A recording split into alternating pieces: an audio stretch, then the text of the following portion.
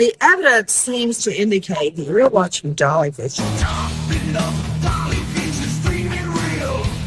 True crime scene blast feel so unreal. YouTube madness like share, subscribe. Jack's on fire, burning the world's fire. Where's the baby missing? Shadows crawl. People whisper footsteps down the hall. Fingerprints of the dead, cold as stone.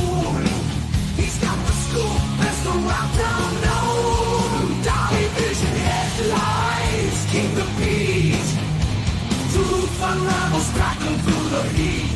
Lost soul shining, echoes in the night. Rock the truth while live on air light. Topping up, Dolly Vision's dreaming real. True crime scene blast feel so unreal. YouTube madness like share, subscribe. Jack's on fire, burning the world's fire. Where's the baby missing? Shadows crawl. People whisper footsteps down the hall. Fingerprints of the dead, cold as stone. He's got the scoop, best around town known. Dolly Vision headlines, King of Peace. Truth unravels, crackling through the heat. Lost soul shining, echoes in the night. Rock the truth while live on air light.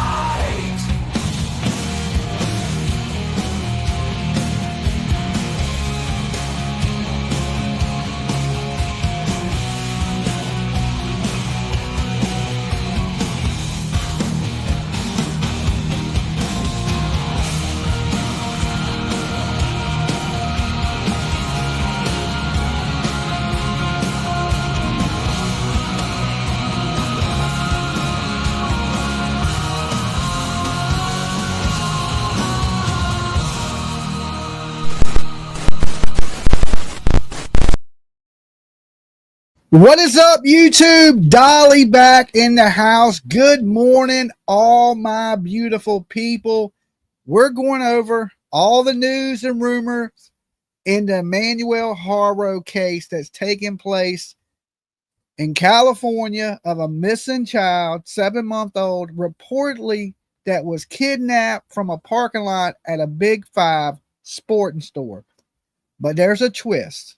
The police believe they are lying, that the mother that said her child was kidnapped has gave inconsistent statements. And we're going to be talking about that this morning. Plus, we're going to be sharing some of the news footage, some of the videos from the neighbors that live in the area. But first, I'm going to need you to leave your DNA on file. Just in case you go missing, Dolly's going to track you down. But I'm going to need your DNA so I can sniff you out like a bloodhound. Also, we just recently hit 75,000 subscribers.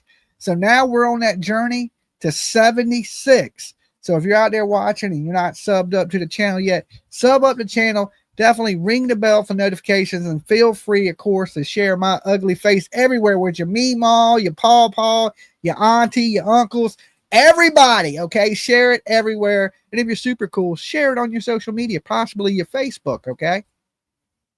Let me give my warnings before we get going, because we're talking legal issues. Dolly Vision is for entertainment purposes only. We talk news, rumors, gossip, speculation, theories, mixed with a little bit of comedy and a whole lot of chaos. So don't take nothing here as fact. It's just my opinion, people. Completely satire. Callers' opinions today's are theirs and theirs alone. Not to reflect on me. Don't get me sued, people. Also, everyone is innocent to proven guilty in a court of law, even the people we are talking about today. Also, the biggest one of them all, of course, by now, you guys should know this, but if you're brand new, I'm going to tell you, do not, and I repeat, do not try to be Dolly at home. Thank you so much, Donna, for the super sticker. That is super nice of you. And I couldn't do it without you guys. We would have never hit 75,000. I don't even know what number we got anymore. 75,000 if it wasn't for all you beautiful people rocking with Dolly Vision every day. Thank you for taking this journey with me, and we're on our way to 100K. All right. So we're going to get there one sub at a time. Now, of course, this happened last Thursday, Big Five parking lot, 7:45, 7:47 p.m. A mother runs into the store of the Big Five saying her child has been kidnapped. She said she was at a football game in the area and that her stepchild needed a mouth guard. So she rode over to the Big Five. And when she got there, Emmanuel Haro needed his diaper changed. She gets out of her truck, takes the baby out the car seat, lays him on the seat, goes to change his diaper. She hears somebody say, hello in Spanish. Okay. And next thing you know, she's hit and she's knocked out and she wakes up and the baby is not there. She immediately starts looking everywhere around the truck for the baby, she says. And then she runs inside to see if anybody sees the baby.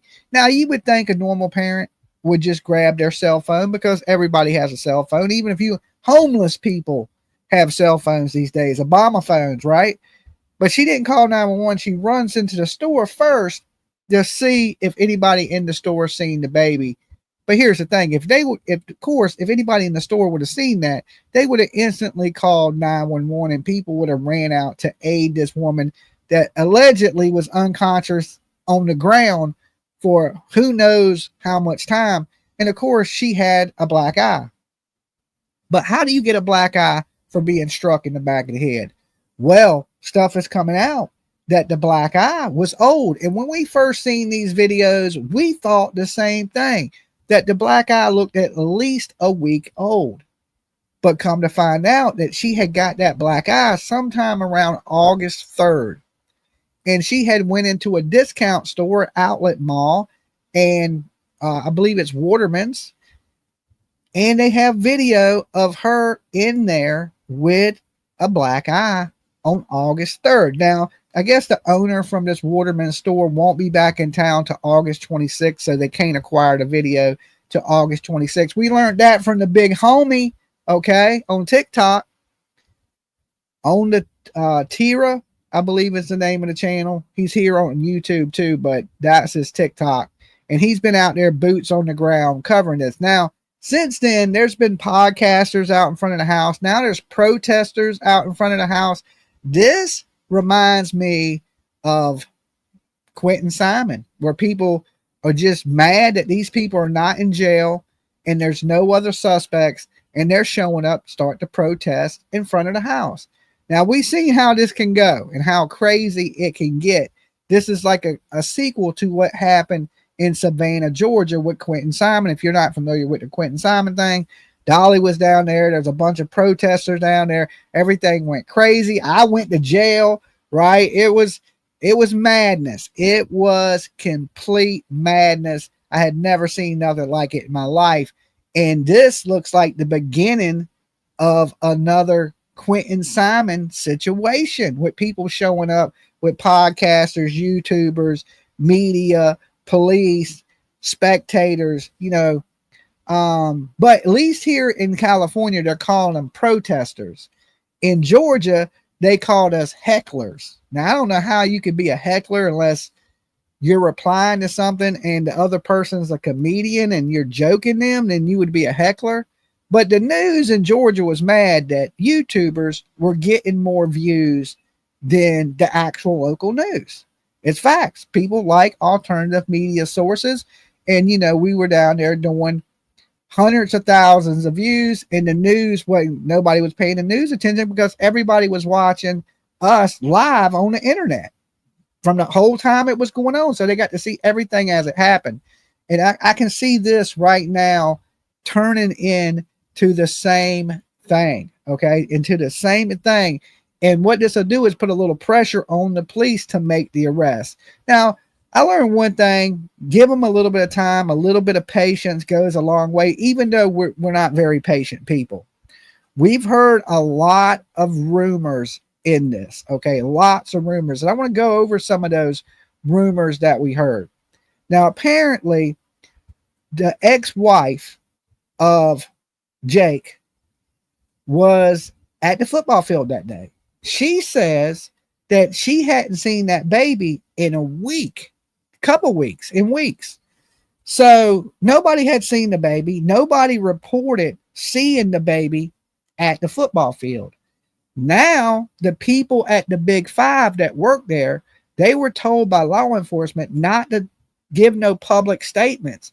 They're saying she never rolled in there or up there with a baby. So apparently it sounds like somebody's seen her outside and they never seen a baby with her. Also, we know there's a camera at the neighbor's house that's pointing right on their house. And from what the police released last night was they served multiple search warrants, okay, on the property that's, you know, with dogs. They didn't specify what kind of dogs they were, but from what we understand, they are cadaver dogs. They're looking for the scent of Emmanuel's body because they believe that Emmanuel is been a victim of foul play. They have not ruled out foul play yet. Okay. And of course, we know that the mom and dad have lawyered up.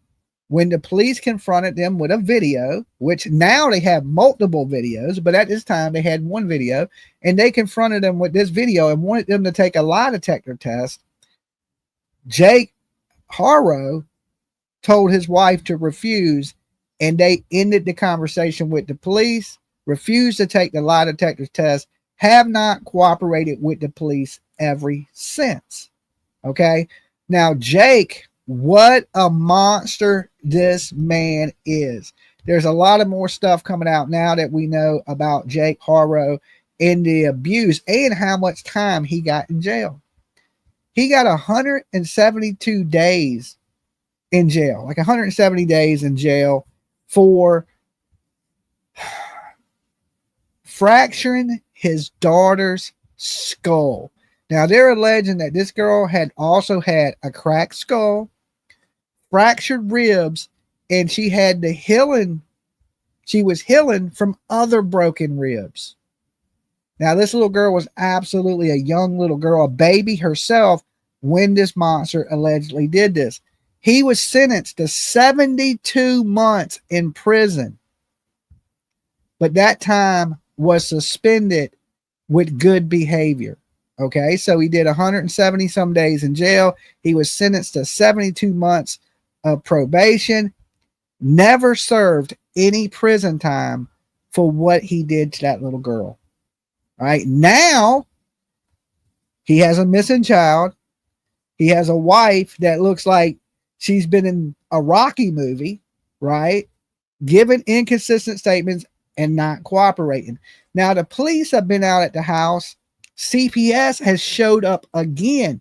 Now, as soon as they refuse to take any polygraph tests or stop talking to the police, CPS showed up and took their 2-year-old daughter, okay, out of the custody.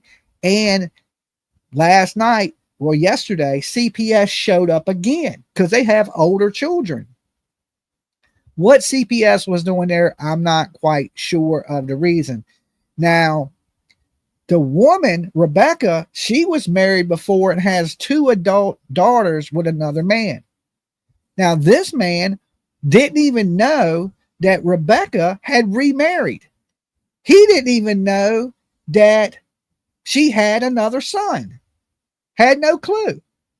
And in his statements, he hopes that the police find the kid. Of course, he said anytime a kid goes missing, it's a terrible situation, and he hopes the kid is found. And now, so I think Rebecca's a little bit older than we thought she was. I didn't realize she was so old that she had grown kids. And then you see this lady, she also has a 2-year-old and a 7-month-old. These people, between the two of them, they got a lot of damn kids. And the thing is, they should have never been around children to begin with. He shouldn't have. And how does a woman go into a relationship knowing that a man abused his last child, where he fractured her skull and broke her ribs? And then CPS allows this man to have more kids and stay in his custody. I believe the system has failed Emmanuel Haro. I truly do. But the police are on top of it. Right now, we're just on a watch to see how long it takes them to arrest these people. We know they're going to be arrested. We got 1,300 people watching, and we only got 422 people that have liked the video. That shit right there is a crime. Okay. Next, the police should be kicking in your door for not liking this damn video. Okay. So take a second, like the video. It brings awareness to this situation. You know, every video that's out, and the more the public is talking about this case, the more pressure it puts on the police there in California to make this arrest. Now, we don't want them to rush, right? Because apparently they're not going anywhere. I hope not anyway. I would hate for these people to flee being close to, you know, a border state and being able to get up out the country. I think the police are keeping an eye on them. That's why there's so much at the house all the time. And plus, you know, when the police went there looking for them yesterday, they wasn't there. Okay. They were gone. What were they out doing? Right. Or the police tracking these people? But when the media showed up, they answered the door, and they had their attorney there at the house with them. Now, I'm not quite sure at this point in time. Maybe some of my chat could tell me, does anybody know what any of these people do for a living? Okay, they have a pretty decent home. They had the money to pay for an attorney. You know, they're going to need that attorney because they damn sure going to jail. And I don't think this is going to end in no probation. But that just shows you right there, California, y'all have dropped the ball on your legal system. This man should have been in prison, and he wouldn't even have been able to do this to this child, right? This child may not even have been born. Like Rebecca's ex-husband said, she hasn't talked to her in years. So whatever falling out they had must have been pretty bad. Now, also, Rebecca doesn't have a bad criminal record. She also has the 2-year-old daughter, you know, and that baby has made it to 2 without, you know, any significant injuries. Thank God CPS has taken this child. Is it her, or is she just a battered woman, or is she a woman that is choosing a man over her own baby? And we've seen this before. We've seen these situations in the Chris and Katie Proudfoot situation. A lot of people believe that was the case in that one. What does Jerk do for a living? She should flip on him 10, 20 years. If she flips, she may do a short prison sentence, because right now, really, it's just lying. And I believe they would offer her a deal if they could get them separated. What they should have did is separate them in the very beginning before they lawyered up, before they had the opportunity to lawyer up, and pressured her alone. Just kept him out the room, you know, interviewed just her, pressured her and told her, say, look, you're going to go to prison forever unless you tell. And if you tell, we'll give you a deal. Now, we've seen people get deals, like Jen Soto got a deal, and, you know, she basically chose a man over her daughter. And I believe may have helped in the unaliving of her 13-year-old child. Some people believe that, some people don't. But, you know, it's funny that her shoe, Maddie Soto's shoe, was found in Jen Soto's room, and the other one was in the dumpster with her body. Well, her body wasn't in the dumpster, but her body was dumped in a rural area, but her book bag and her shoe was thrown into the dumpster. And, you know, during this investigation, she was lying to the authorities while the authorities asked her, did she know Stephen Stern's new number? And she said no, but she was texting them while she was in there. And then as soon as she stepped out of that interrogation room, she called his parents and said, you need to get this man a lawyer. You need to get him a lawyer. She chose a man over her child, and they gave her a deal, and she's walking free right now. Stephen Stearns took a plea to life in prison without the possibility of parole. And I would say, yes, arrest Jen Soto, right? Now, is this woman the same as Jen Soto? That she's okay with the abuse, that she's a culprit in the death and the covering up the death and the or even killing the child. It's hard for me to say somebody goes from no criminal record to unaliving a child. Okay, that just seems insane to me. And so what I want to do today is I want to go over the interviews they've done. I want to go over most of the news reports that's been out, just in case you've missed any of this stuff. It's going to be a little bit of a recap, but what is new is they ain't cooperating. They've lawyered up. Witnesses say there was no kid at the Big Five. Witnesses say there was no kids at the football field. There's video evidence. Okay. And it's everybody knows the parents are responsible. And this is my opinion in this case. I'm pretty sure if we took a vote right now, matter of fact, we'll take a vote before we jump into these videos we're going to watch. If you believe the parents are responsible for the death of Emmanuel Haro, I want you to like this video first, and then I want you to press 1 in the chat room. If you believe that this is still a kidnapping, I want you to press 2. Last case, he's accused of 10-week baby. Both husband and wife got charged too. This case will be the same, but they are married. They have immunity to testify against each other. Yes. I think I see a lot of 1s. Do I see any 2s? Does anybody still believe this is a kidnapping at this point? So I think the whole community there in San Bernardino, and I ain't even going to murder the name of their town, but I believe all these people believe that they're responsible too. So why ain't they in custody? I mean, because there's a lack of evidence. Now, with these inconsistencies here in the state of Virginia, I have to share this with you guys because some of you guys are probably watching from California or the West Coast this morning, and you may not be familiar with this case. We had a case of Cody Bixsby, okay? Cody was living with his biological father, and people hadn't seen Cody in months, all right? Well, he finally reported Cody missing. And he gets up there and he starts telling inconsistent statements. And they asked him, hey, we want you to come down to the station for a little interview. And we were watching this live here on this channel. I told everybody, like, look, I'm from Virginia. When they ask you to go down there, you ain't leaving. You're not leaving. Or they would ask you what they need to ask you right where you're at. When they bring you down to the police station here, you don't leave. And I was absolutely right. They charged him with 30 counts of child neglect, child endangerment, things like that. So they never found Cody Bixby's body. Okay. He's never been found. They really didn't have any evidence against his father. Poor baby. Those people are awful. Only thing they had was his brother said that he went to wake up Cody and Cody wasn't moving. He was non-responsive. And this is another little small child that could be wrong.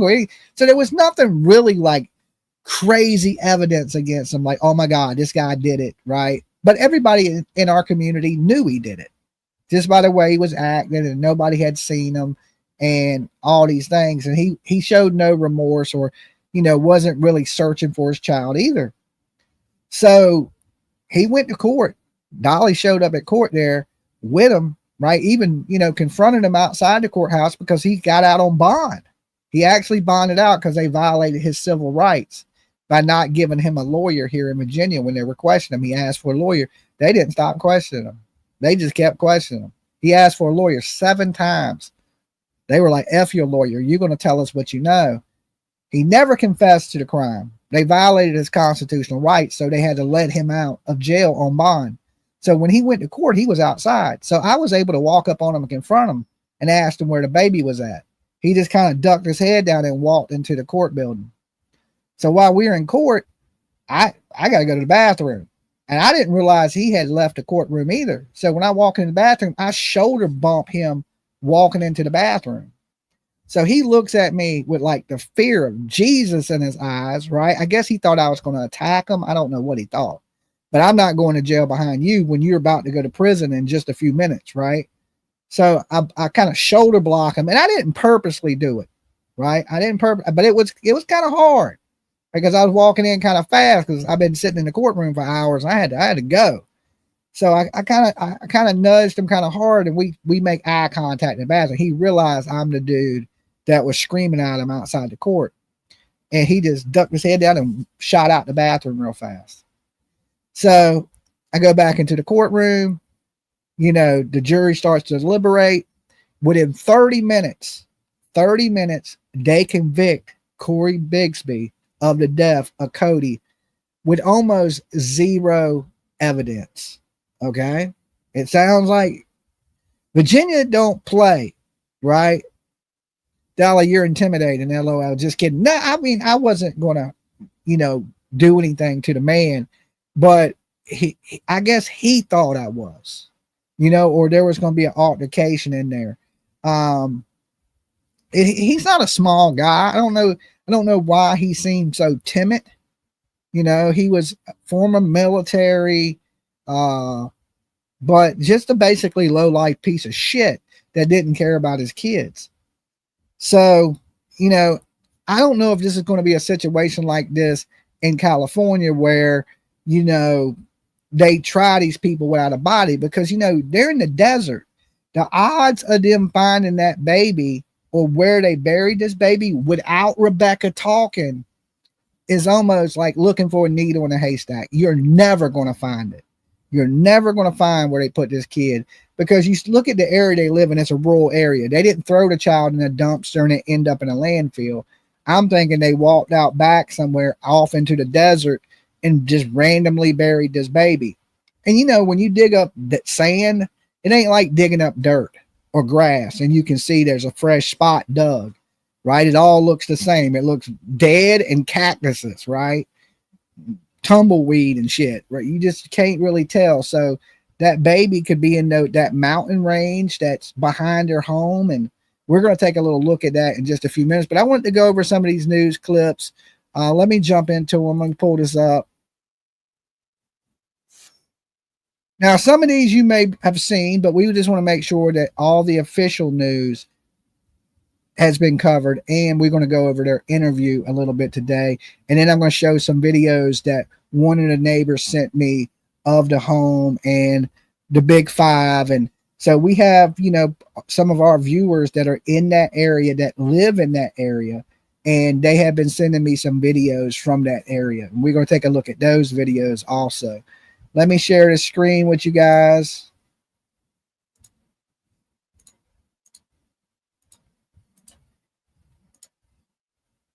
Was kidnapped from a Yucaipa parking lot. And that happened on Thursday night. KCAL's Lori Perez has new information about the father's criminal background. There's no doubt with every minute that passes, fear is growing. The frantic question of where. Okay, we do not support that channel here. Put you in timeout. Never say that person's name in my channel. That is a shitty person, and I don't have no respect for that guy whatsoever. He is a disgusting human being. So don't never even mention that channel here unless you're trying to get blocked.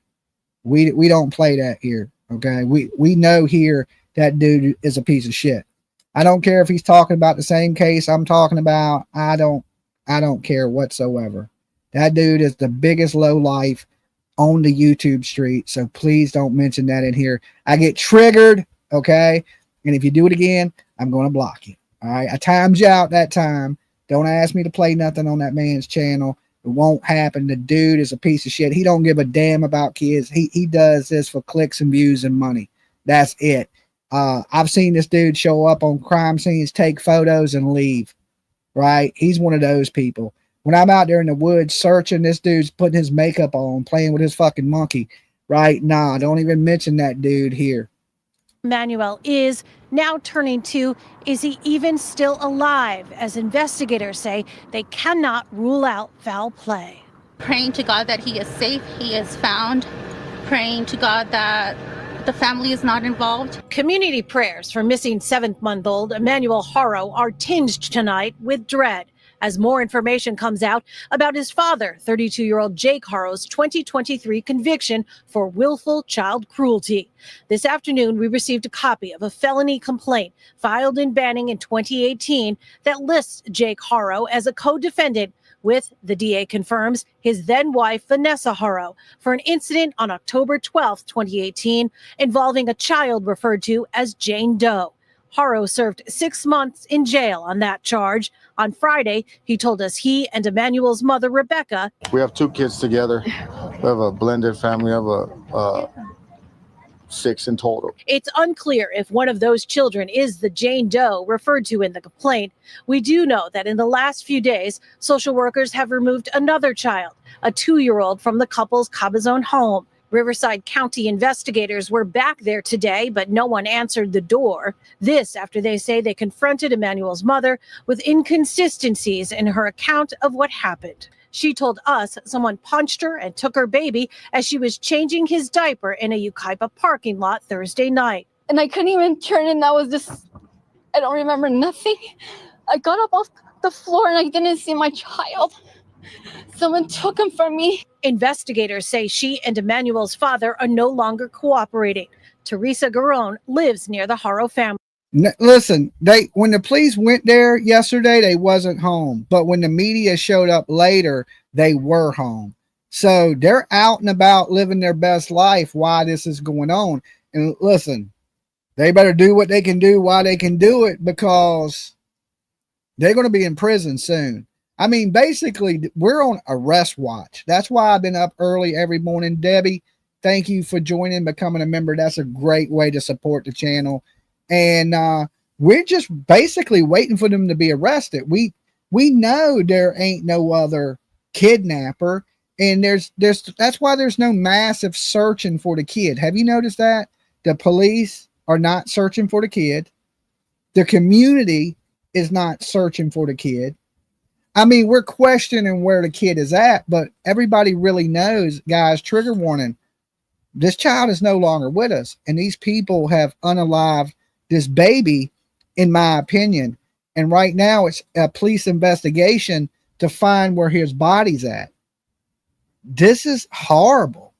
I'm hoping it will be today, right? And the more the community starts to get out in front of that house and start raising hell, I think the quicker the arrest will come. Okay. Put some pressure on the police, but not too much. Give them a chance.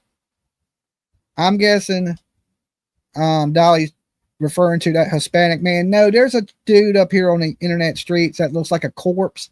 It wears way too much makeup, and he has a pet monkey, and we don't support that channel here. We know he's a fake individual, right? He is like I said, I've been on cases where he shows up and does photo ops and then gets in his little fucking car and leaves, and then acts like he's this great guy that's trying to find missing kids. And really, he don't do shit. You know, he's just a big old liar, And we don't support that type of stuff here. Now, every other channel, guys, you can mention. I don't have no problem with you mentioning other decent human beings. But when you come in here and you start mentioning just a pure T low life, you know, I ain't quite good with that. And I'm not a drama channel. I don't attack other YouTube creators. I wish everybody nothing but the best. But this guy, oh no. Okay. A good way to trigger Dolly. Started bringing that shit up. And I'm going to tell you what I think of him every time. Right? He looks like a corpse. He looks like he spends more time putting on makeup than he does researching these cases. And I think he keeps his monkey in his man purse. I don't know. All right, let's get it. You never know, like, what your neighbor, anybody, you never know. It's sad just to think about it. It's really sad. We also have new information. Jake Haro was possibly headed back to jail for violating his probation in that child cruelty case. Court records show he was due in court next month after getting charged last year with owning or possessing a firearm and ammo as a convicted felon and narcotic addict. The Sheriff's Department is now labeling this a critical missing child case instead of a kidnapping as they continue to look for Emmanuel. In San Bernardino, I'm Lori Perez, KCAL News. A desperate search tonight for a 7-month-old baby boy. His mother says he was kidnapped from a Big 5 parking lot in Yucaipa. The mother saying she was changing baby Emmanuel's diaper when someone attacked her and took off with the child. Tonight, an investigation is underway, but no description of the suspect has been released, and it's unclear if any surveillance video exists. Sarah Welch has the latest developments from Yucaipa. Sharon, Micah, that is one of the big questions. There doesn't appear to be any security video pointing at the parking spot where the mom was at. And tonight, investigators tell us they have no suspect or vehicle description, but they continue to review security footage. Meantime, the parents are begging for their baby's safe return. It's just a baby. Just give our son back, please. A desperate plea from the parents of 7-month-old Emmanuel, now missing for more than 24 hours. He was wearing a black onesie with a Nike swoosh on him. That's what Rebecca Haro says her baby was last wearing when she says someone snatched him out of her pickup in this parking lot in front of Big 5 off Yucaipa Boulevard in Yucaipa. I was gonna get the diaper and somebody said, "Hola." Hola. And I didn't see nothing since. Haro says the bruise below her eye is from someone punching her out as she began to change her son in the back seat of her pickup. I woke up right here on the floor. And I didn't see Emmanuel. She says she looked around her vehicle and then ran into the store searching for her son and called 911. The assault happened so fast, Haro says she wasn't able to give investigators a description of who hit her. Everybody came, the dogs, helicopters. The couple live in Cabazon, but say they were in Yucaipa because their older son had football practice at a nearby park. And Haro says she drove to Big 5 Thursday night to buy him a mouth guard. Mary Housen is Emmanuel's grandmother. They're not going to hurt that baby. That couple were just home buddies. She says investigators have questioned the couple twice. She can't handle it anymore. You know, she's been without her baby since yesterday afternoon. If you have my Hola. I know the difference now between aloha. Okay. Sometimes I slip up. I'm not perfect. grandson, please give it to his mom. She's going crazy. Please have mercy on her. Many have asked why no Amber Alert in this case. The Sheriff's Department says because they have no suspect or vehicle description, it does not meet the criteria for an Amber Alert. If you have any information about this case, you're urged to contact law enforcement. In Yucaipa, Sarah Welch, KTLA 5 News. Search continues for a 7-month-old boy in a disappearance that has captured national attention. The child's parents say he was abducted 4 days ago, but investigators report that parts of their story just don't add up. KTLA's Sarah Welch is live in San Bernardino with the latest updates. Sarah?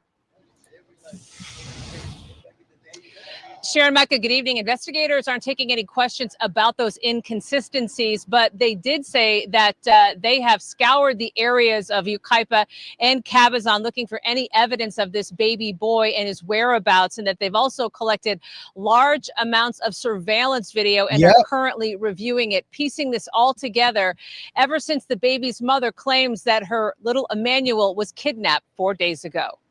It's just a baby. Just give our son back, please. The couple. I wonder if he was crying like that when he was cracking the skull of his other child, or when he was breaking that little girl's ribs. Okay. This dude got sentenced to 72 months in prison and didn't do none of that. None of it. California, you got to do better with this catch and release shit. This man should have been in prison. This child shouldn't even have been born. Okay, he would have been in prison with Bubba. He's going to be crying like that in prison. Yeah, because when he gets there, people ain't big on people that hurt kids in prison. He has a target on his back as soon as they get him. And not only that, but we know he beats on women. He has domestic violence charges. He violated. Christina Lynn, thank you for being here and being a member. We know he beats on his wife. He's been arrested before for domestic violence. He fractured a kid's skull, allegedly, broke her ribs, and that was his own little girl, right? So this man is a danger to any small kid. He's a danger to society. The police, like everybody's been hashtagging, arrest Rebecca and Jake Haro. I agree with that hashtag 100%. These people should be behind bars right now as we speak. And maybe if they locked them up for the lying to the authorities and reporting a false crime, they could separate them and maybe get her to talk. Now, she says, even if she has a lawyer and they arrest her and they go, hey, you want to speak to us without a lawyer? And she says, yeah, they can talk to her. Okay. They can actually talk to her. All she has to do is say, yeah, I'll talk to you without my lawyer. So if they get her behind bars, there's better odds that she may talk, is what I believe. The chances of them finding that body, and I know that's what they're trying to do. They're trying to, check their phones where it pinged, if they went anywhere, search those areas, get video footage from those areas. And you got to remember, when you get all this video footage, it takes a lot of time to go through all of it. So right now, I think they're still just trying to find that body. But I believe the key to this is separate these people. Even if it's you arrest him right now and violate his parole or probation or whatever the hell they got him on there, or move his court date forward, I don't know. But he goes to court September 2nd. They need to get this wrapped up before then. And I believe September 2nd, he's going to prison. Right? Some people are saying shaken baby syndrome. I believe that is possible. Right? I believe that is absolutely possible. He's going to prison. But once they get him and they get him separated, I believe she will talk. I believe that she possibly loves this man and she's sticking with him even though he's abusing her and hurting the kids. Maybe she don't think she can find somebody else. Apparently, she likes younger dudes because Jake is only 32 years old. Okay. And her last husband was a young guy and they got 2 adult daughters. So she's an older woman still having babies. Okay. What a bad situation we find ourselves in. Went public with their plea for help, but now their phone numbers on the flyer for their missing baby are disconnected. And Jake and Rebecca Haro. It don't say missing baby. It says missing kid. Okay. They put missing kid on the flyer that they made. To me, that is just ridiculous.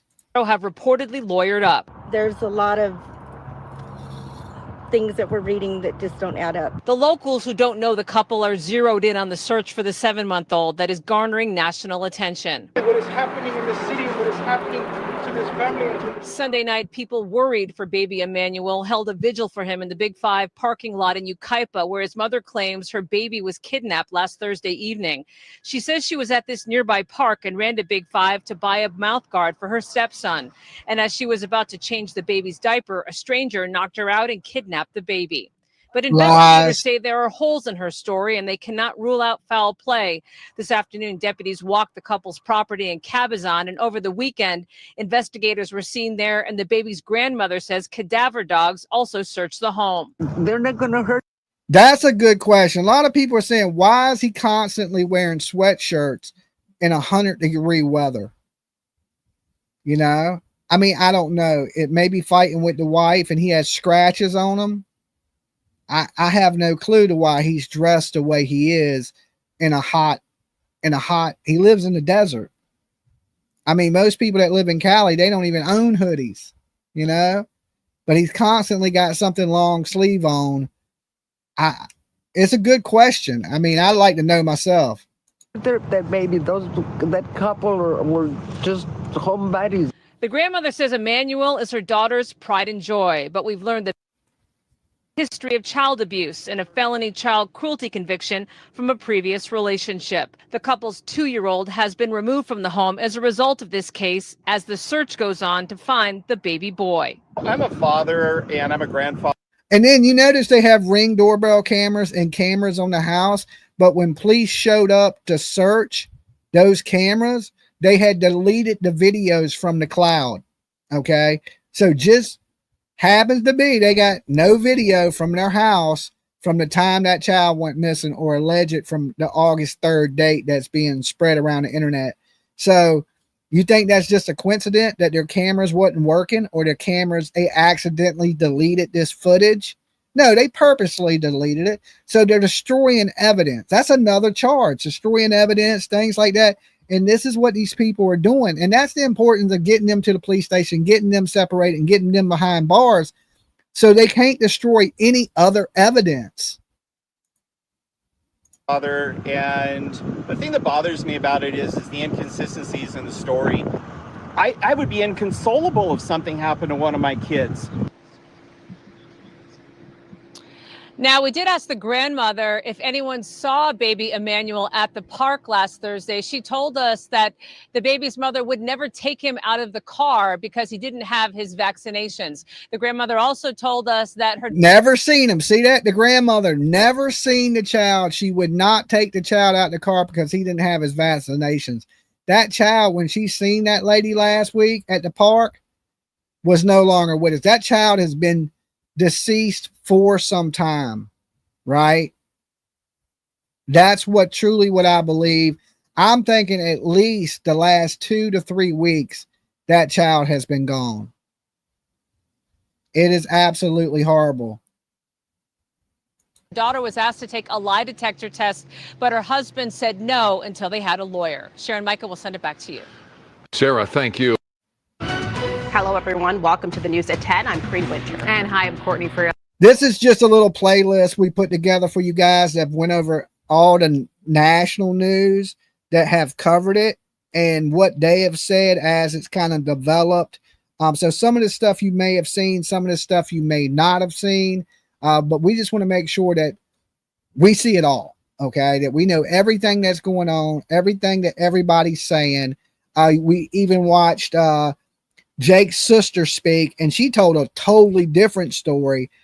She said that somebody tapped her, right? Tapped Rebecca and said, Ola, and then knocked her out. She said she turned and the person punched her in the face. Now, if she would have turned, she would have seen the person. From court papers, not court papers, but police report, she said it was a man that said Ola, right? Because we didn't know in the beginning, was it a man? Was it a woman? But according to the search warrants and the inconsistencies that she said, the police did release that she said it was a man that did it, right? But if you didn't see it, how do you know? I guess you could tell by the voice, but she's lying clearly, and they're not even good actors. They couldn't muster up one tear between the two of them, and they were doing a lot of whining. Oh, just feed the baby, change his diapers, take care of him, we love him. But not one tear in the eye, not bloodshot, not nothing. Really, like if you was that whiny, you would be shedding tears. If you was really crying and whining, right? Usually people whine when they cry, but they were whining without crying. And to me, that's just a big, huge red flag in the disappearance of your kid. And if your kid was missing, why would you not cooperate? Okay, why would you not cooperate? You would do everything you could. You would be out there searching for your child right now. You would be begging and pleading with the kidnappers to release your child, that he's loved, he's cared about, and how much you was hurting with him gone. You wouldn't do what they're doing. You know, and the lawyer come out and said that they are cooperating. The police are just taking it wrong. Okay. Well, if you're not answering the police's questions and you're not being truthful, then you're not cooperating. Yeah, of course. Why lawyer up if you're innocent? Now, listen, sometimes if you're innocent people blaming you, right, with no good reason, then it might be a good point to lawyer up. But I think everybody's blaming these people with good reason. Okay, there's been a lot of red flags in this case so far, and I'm just counting down the minutes until they're in jail so we can all celebrate. Now, listen, guys, if you're just tuning in and you're watching out there in the ether and you're not in the chat, sub up, right? Ring the bell for notifications. Join us in the chat. Help us hit 76,000 people. We spread awareness about a lot of missing people, not just kids, adults, and all kinds of true crime stuff here. So if you ain't subbed up yet, you have found the right place for your true crime, missing people information. So join us, join the family, and we're glad to have all the new people. Thank you guys so much from the bottom of my heart. It means the world to us. In tonight for Rick Chambers. Now at 10 o'clock, where is baby Emmanuel? It has been over 48 hours since anyone has seen the 7-month-old who was reported missing by his mother in San Bernardino County. And tonight, investigators saying they cannot rule out foul play in his disappearance. The boy's mother says that she was attacked Thursday in the parking lot of a Big Five in Yucaipa, and that the attacker took off with her baby. Now, deputies say there are inconsistencies with her account of what happened. KTLA 5 Sarah Welsh joins us live in San Bernardino with the latest on this story. Hi, Sarah. Hey, Clark, good evening. Investigators say when they confronted Rebecca Haro about inconsistencies within her initial statement, that she refused to continue any questioning. And tonight, the grandmother has confirmed to us that the couple is no longer cooperating with investigators and has lawyered up just hours after they made that desperate public plea for their son's safe return. It's just a baby. Just give our son back, please. Where is 7-month-old Emmanuel? His parents, Jake and Rebecca Haro, say someone kidnapped their baby outside this Big Five in Yucaipa after assaulting Rebecca Haro and knocking her out cold. I was gonna get the diaper and somebody said hola, and I didn't see nothing since. I woke up right here on the floor. And I didn't see Emmanuel. Haro says she was parked in front of the store about to change her son's diaper when someone came up behind and assaulted her. She claims she was struck in the face but wasn't able to get a look at who did it before they took off with her son. But investigators say there are... I think they're legal citizens because he's been in trouble with the police, right, with the felony charges. If he wasn't, they would have already sent him back to wherever he's from. So I believe they're citizens. He has a bunch of kids, and I think they've been in the country for a long time. So I don't think I'm pretty sure he's legal. Inconsistencies with Haro's initial statement, and because of that, they cannot rule out foul play. They're not going to hurt that baby. That couple were just homebodies. The baby's grandmother is adamant the couple is innocent. She says Emmanuel is her daughter's pride and joy and that she waited years to have a baby boy of her own. The grandmother also says investigators asked her daughter to take a lie detector test, but her husband said no until they had a lawyer. She's just going crazy, she can't handle it anymore. She says her daughter is receiving death threats and her 2-year-old has been... All right, did y'all catch that? The father said no until they had a lawyer. Does that mean that they're going to go in there now that they got a lawyer and take lie detectors tests? Which, guys, I don't believe in lie detector tests anyway. I don't think there's really any way to know if somebody's really lying. And there's been lots of criminals throughout history that have passed lie detector tests. Okay. They're scared to take it, but to me, they're not accurate anyway, and you can't use them in court. So Ted Bundy allegedly even passed a lie detectors test. Removed from the home as the search for baby Emmanuel goes on 48 hours after his mother claims someone ran off with him. And we have learned tonight that the baby's father does have a criminal record, and the grandmother told us that investigators were out at the couple's home in Cabazon, searching the home with cadaver dogs and also digging up parts of the property. We tried to reach out to San Bernardino County investigators for any information on that, but nobody's asked that. I wonder if the baby has insurance policy, financial problems. That is the first time I've heard anybody say that. I mean, could be a possibility. That but then you got to wait so long for them to say the baby's dead to collect that policy. So if you was in a pinch, I don't think unaliving somebody and hiding them would be the way to go, because you would have to wait for them to say that child is deceased. We got 900 likes, 999 likes, and we got over 2,000 people in the chat. Half of you guys didn't like the video. Do me a favor. It only takes a second. It helps pick this up in the algorithm here on YouTube. Is please, guys, give the video a like. That's all I ever ask. But thank you for all you guys that super chat too. But all I ever ask anybody is just like the video when you come in. It helps us. It helps grow the channel. It helps spread awareness for missing people. And I can't do it without you. All right. 990. Good morning, turtles. Good morning to you. And thank you for hitting the like button. That is nice of you. All right. They aren't taking any more questions today. Meantime, they are asking anyone with any information about this case, anyone with any information on the whereabouts of baby Emmanuel, to give them a call. And you can do it anonymously by calling 1-800-78-CRIME. Karina, Court will send it back to you in Hollywood. To be Thank you, continued, Sarah. Thank you so much. Another 7-month-old boy reported missing in Yucaipa.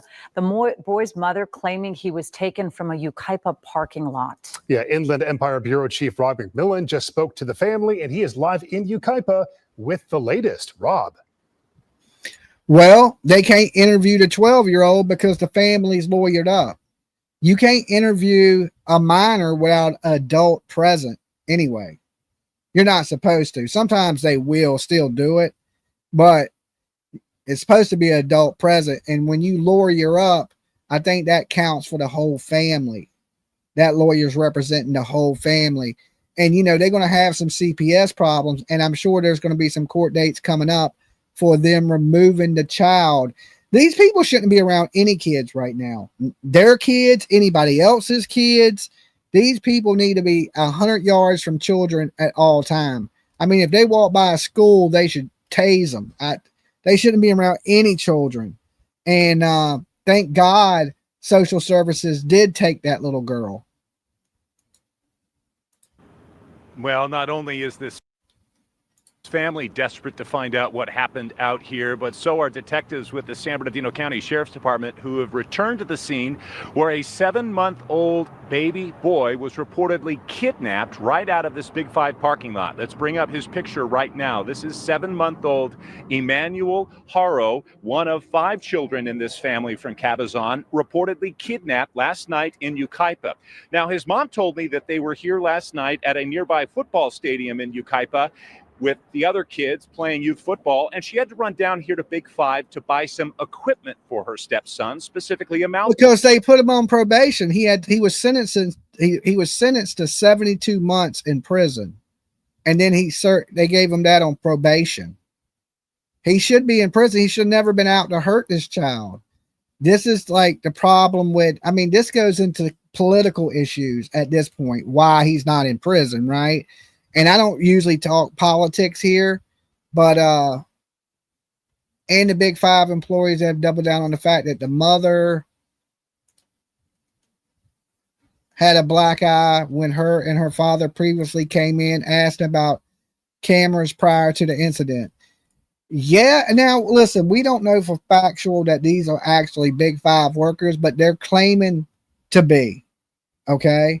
And if that is true, then, you know, they plotted this, they planned this. This kid has been gone for a long time because they were looking for an alibi or a way to come up with something to explain why this kid is gone.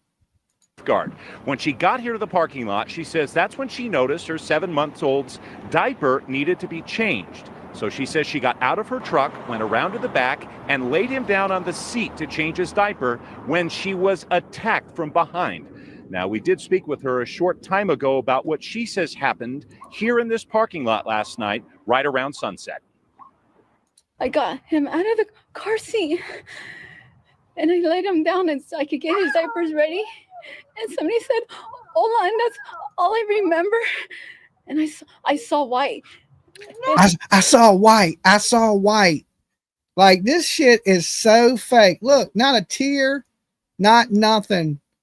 This lady right here, and she looks like I had to say she looks abused. She looks abused, but still at this point, there's no excuse with all these authorities around not to ask for help if you were being abused, right? Because they're going to keep you safe. They ain't going to let them hit you again if you tell. But you can clearly see she's been beat on, and she's probably been beat. This probably ain't her first black eye. Probably ain't her. She's probably had a lot of black eyes.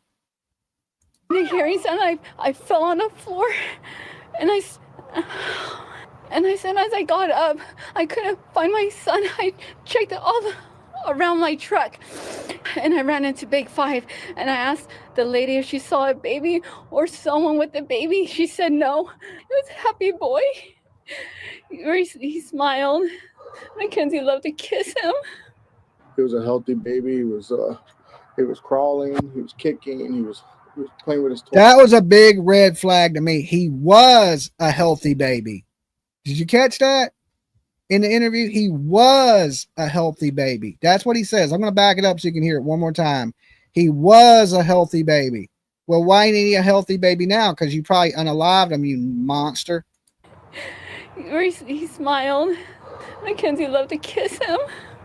He was a healthy baby. He was crawling. He was kicking. And he was playing with. He was a healthy baby. He was crawling. He was kicking, but no longer, because I didn't hurt my child. Right? He's talking about the kid in past tense, talking about how healthy he was, because he don't want you to know that this kid was in bad shape. This child might have been truly neglected. And shared on Facebook, PJ and Dolly. Thank you so much. You got people who share the videos. Y'all are awesome. Y'all are awesome. And I'm telling you, if you like the video today, good things will come to you. Now, if you don't like this video, I'm putting a voodoo curse on you and you're going to have bad luck today. Okay. You don't need bad luck. So just like the video and good things are going to happen to you. You're going to be like, damn, when your day goes really good, you're going to be like, you know what? I'm glad I liked Dolly's video. My day's just been great. Okay. You don't want a horrible day. I got you. I'm watching you. With his toys. Whoever took our son. Dolly got the voodoo candles. He don't play, people. I'm serious. I'll break out the feathers and chicken bones on your ass. Okay. You don't want none of this. You don't want none of this voodoo. Like the video. All right. You guys are awesome. I'm just playing with you. Don't worry. Please give him back. Members of this community also desperate to find out where this boy is. I talked with a couple of them who said that there were scores of investigators out here last night. We just saw them return to the scene right now. They've had search dogs out here trying to pick up a scent. They're trying to gather video. We don't see a lot of... Well, between the two of them, they have 6 kids, right? They have 2 daughters that are grown from the first marriage on Rebecca's side. He has 2 children from his last marriage, okay, with the biological mom at the football game. And then he has 2, I believe, with Rebecca, which is Emmanuel and the little girl, okay? What's this say? 6 kids. Oh, wow. Dolly, is this not her bio son? The boy at the football game is not her biological son. Emmanuel is her biological son. And the little 2-year-old girl that they took is her biological daughter. Okay. And then he has 2 grown daughters from his, she has 2 grown daughters from her first relationship with this young guy. They're grown. They're both over 18. And he has 2 children, a daughter and a son from another relationship. So together, that is 6 kids. You got to remember the little daughter, the one daughter on the other marriage that's the one he fractured her skull. That's the one that had the broken ribs. And when she had broken ribs, they looked at her other ribs and they were healing from being broke. So this kid had broken ribs multiple times and a skull fracture. And they believe that she will suffer from brain damage her whole life. And this dude got 170 days in jail, 72 months in prison, but didn't serve any of the prison time. I mean, this is just disgusting. Surveillance cameras in this area, but they are trying to gather video. Again, the search for this 7-month-old baby boy continues. Police and the family desperate to find out where he is. Live in Yucaipa, Rob McMillan, ABC 7 Eyewitness News. Well, you certainly answered our question. We were wondering about that same thing, the video that can be so critical in piecing this together. Rob, thank you. 11 starts with breaking news. Right now at 11, an Inland Empire community demanding justice in the case of a 7-month-old now missing for 3 days. This as detectives sweep the home of the child's parents today. And tonight, investigators are still looking for 7-month-old Emmanuel Haro. I want to thank you for joining us. I'm Jonathan Gonzalez. I'm Kathy Vara. Tonight, we are following breaking news in the investigation as the San Bernardino County Sheriff's Office tells NBC4 that Emmanuel's 2-year-old sister is now in the custody of Child Protective Services. New video shows detectives at the home of Rebecca and Jake Haro in Yucaipa just after 7 o'clock this morning. Rebecca initially told police that she was knocked unconscious in a parking lot on Thursday, and when she woke up, her baby was gone. Since that time, the sheriff's office says her story has been inconsistent and has not ruled out foul play. Now, as that investigation continues, neighbors are demanding justice. Dozens showing up to a vigil held in Emmanuel's honor tonight. We want to show you his photo once again. Emmanuel has brown hair, brown eyes, and was last seen wearing a Nike onesie. Anyone with any information is being urged to call 911. I got him out of the car seat and I laid him down and so I could get his diapers ready. And somebody said, "Hola," and that's all I remember. And I saw white. And it turns out I fell on the floor.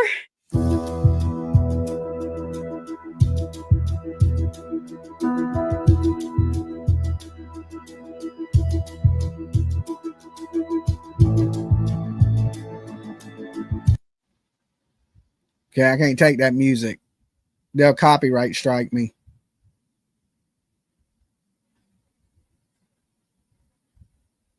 Knocking her unconscious. Giving a man the Herb acting vibes. You see black when you black out. Well, listen, when somebody hits you really hard, you will see a bright flash, okay, of white light. I've been hit really hard, and it lit up like you were staring at the sun. You know what I'm saying? So you will see a bright flash. You get hit hard enough, and that's a good blow. When everything lights up, yeah, you've been hit pretty good. But I believe she was hit like that just by her husband, and I don't believe it happened in that vehicle. And you notice the grandma said that she never took the baby out the car because the baby didn't have its shots. So this baby had been gone a while. The department says his parents are no longer cooperating with the investigation. This after investigators found inconsistencies in the mother's story. Fox 11's Nick Garcia is live in Yucaipa with the latest. Nick. Well, Christine, this just in from the San Bernardino Sheriff's Office. They say detectives have served several search warrants at the family's home. They've also gained or obtained a lot of surveillance footage from what they call areas of interest, but did not share with us what, if anything, they found during those searches. But this is the parking lot at this Big Five where the 7-month-old Emmanuel Haro's mom says he was kidnapped. Detectives now poking holes in that story. Meanwhile, the infant still missing. Another candle placed outside the Big Five in Yucaipa, the community clinging to hope baby Emmanuel Haro will be found safely. Sunday night, a candlelight vigil as prayers for the missing infant pour in from across the area. At the same time, police activity happening around the family's house in Cabazon in neighboring Riverside County. Everybody, the whole community is just feeling this eerie vibe. We're deep in sand. People who live nearby, driving by the house Monday. Nobody came to the door for Riverside County Sheriff's deputies who were sent at the request of Child Protective Services. This after the San Bernardino County Sheriff's Department says detectives found inconsistencies in the mother's story. On Friday, she spoke with Fox 11. I'm begging you, please bring my son back to me. She says she was knocked unconscious by a stranger as she was changing Emmanuel's diaper in this parking lot. And when she woke up, her 7-month-old was gone without a trace. It's something that just doesn't happen here. Yucaipa, Beaumont, Cabazon. We've already zoomed in on the knuckles, Tara. We did that, yesterday? In one of the videos, we zoomed in. His knuckles do appear to be a little darker than the rest of his hand. A lot of people think it may be bruises. I don't know. We do know he's been punching his wife in the face, right? Because she has a black eye and nobody else hit her. So who hit her? Right? Like she didn't walk into a doorknob. Even San Bernardino, as big as the crime rate is there, you don't mess with children. Fox 11 has also learned the baby's father, Jake Haro, has previously been convicted of child cruelty. We need to search and we need to find baby Emmanuel. And as you saw there, the mystery of baby Emmanuel's disappearance, certainly the talk of the IE here. Now, I did try calling him. Honestly, he should have been charged with attempted murder because the baby had a fractured skull and broken ribs. If you hurt a baby that bad, that ain't child abuse. You tried to kill that baby. And this baby is missing. It's horrible. Like, I don't even know what to say about it, but this man shouldn't be walking free. He shouldn't be walking free from what he did before, and he shouldn't be walking free right now. His parents using a phone number that they listed on the posters that are all over this area advertising that Emmanuel is missing. Those numbers, though, appear to be disconnected. For now, live in Yucaipa, I'm Nick Garcia, Fox 11 News. Well, Nick, I'm sure it's the talk, the thought of a baby being maybe kidnapped, terrifying for anybody in the community. I'm thinking of how emotional that mother was when she... Yeah, the parents are at the house. The parents are not on the run. The police did go to the parents' house and they wasn't there, but reporters showed up later that afternoon and knocked on the door, and the parents came to the door with their lawyer. So they're not like on the run. They know where the parents are at. They're at the house. So I know there's people that put out videos that they were on the run and things like that. No, they're back at the house. It's just they've lawyered up, and the lawyer was at the house yesterday. So they're not missing. The parents are not missing. Did talk to the media initially, crying, very distraught she seemed. And now to see the neighbors' response, the residents' response. What do you make of the response you're seeing from the public who probably doesn't know the family? Yeah, there were lots of people. You know, that particular woman who we spoke with does not know the family. She lives in nearby San Bernardino, was vacationing at Morongo. The casino is just... Well, you know, when they put them flyers out with the phone number on it, you know, probably the reason they disconnected their phones is because people are probably calling them killers. Check out Dolly Store. Thank you for posting that. They just not cooperating with LE. Yes, attempted murder. That's what I think he should have been charged with. When a baby has a fractured skull, you got to do a lot. That ain't just dropping a baby. That is you really hurt. You hit that baby with something, or you threw that baby. I mean, a lot of babies survive drops, right? Look at my head. I've been dropped on my head a bunch of times as a baby. That's the way I am now. Okay. But this dude was abusing this baby. There's a difference from accidentally dropping your kid and beating your kid with something, or hitting your kid with something. A few miles away from the family's home, lots of people driving by there, trying to see what's going on, even trying to take part in the search in any way that they can. All right. Well, let's hope we get some more answers. Thank you so much.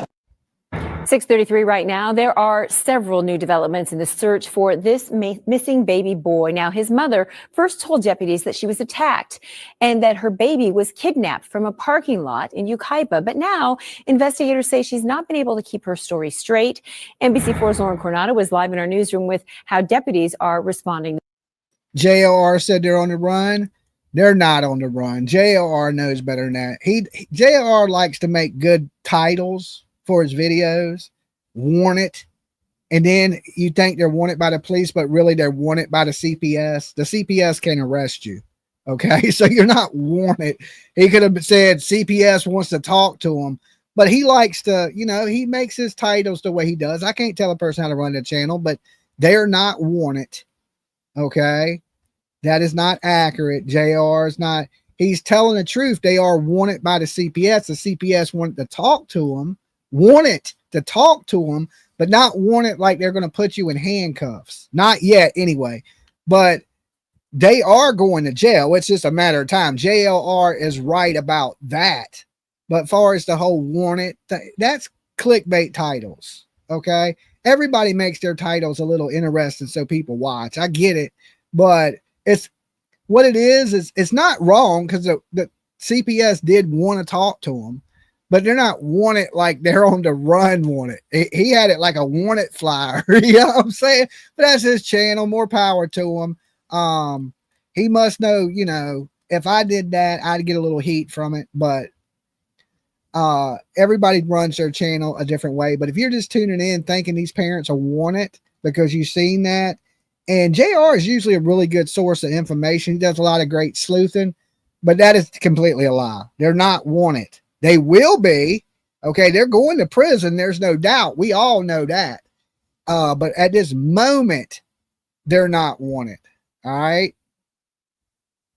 So if you're thinking the police are waiting to arrest him, they are when they get the evidence they need that they can convict them. But what JLR was saying was that they wasn't at the house when the police got there, and the CPS wanted to talk to them.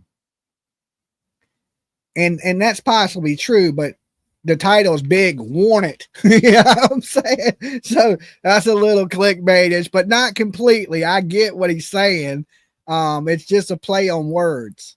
You know, it's a little bit of word play going on in that video. So no, not yet, guys, but they will go to jail. No worries. Okay.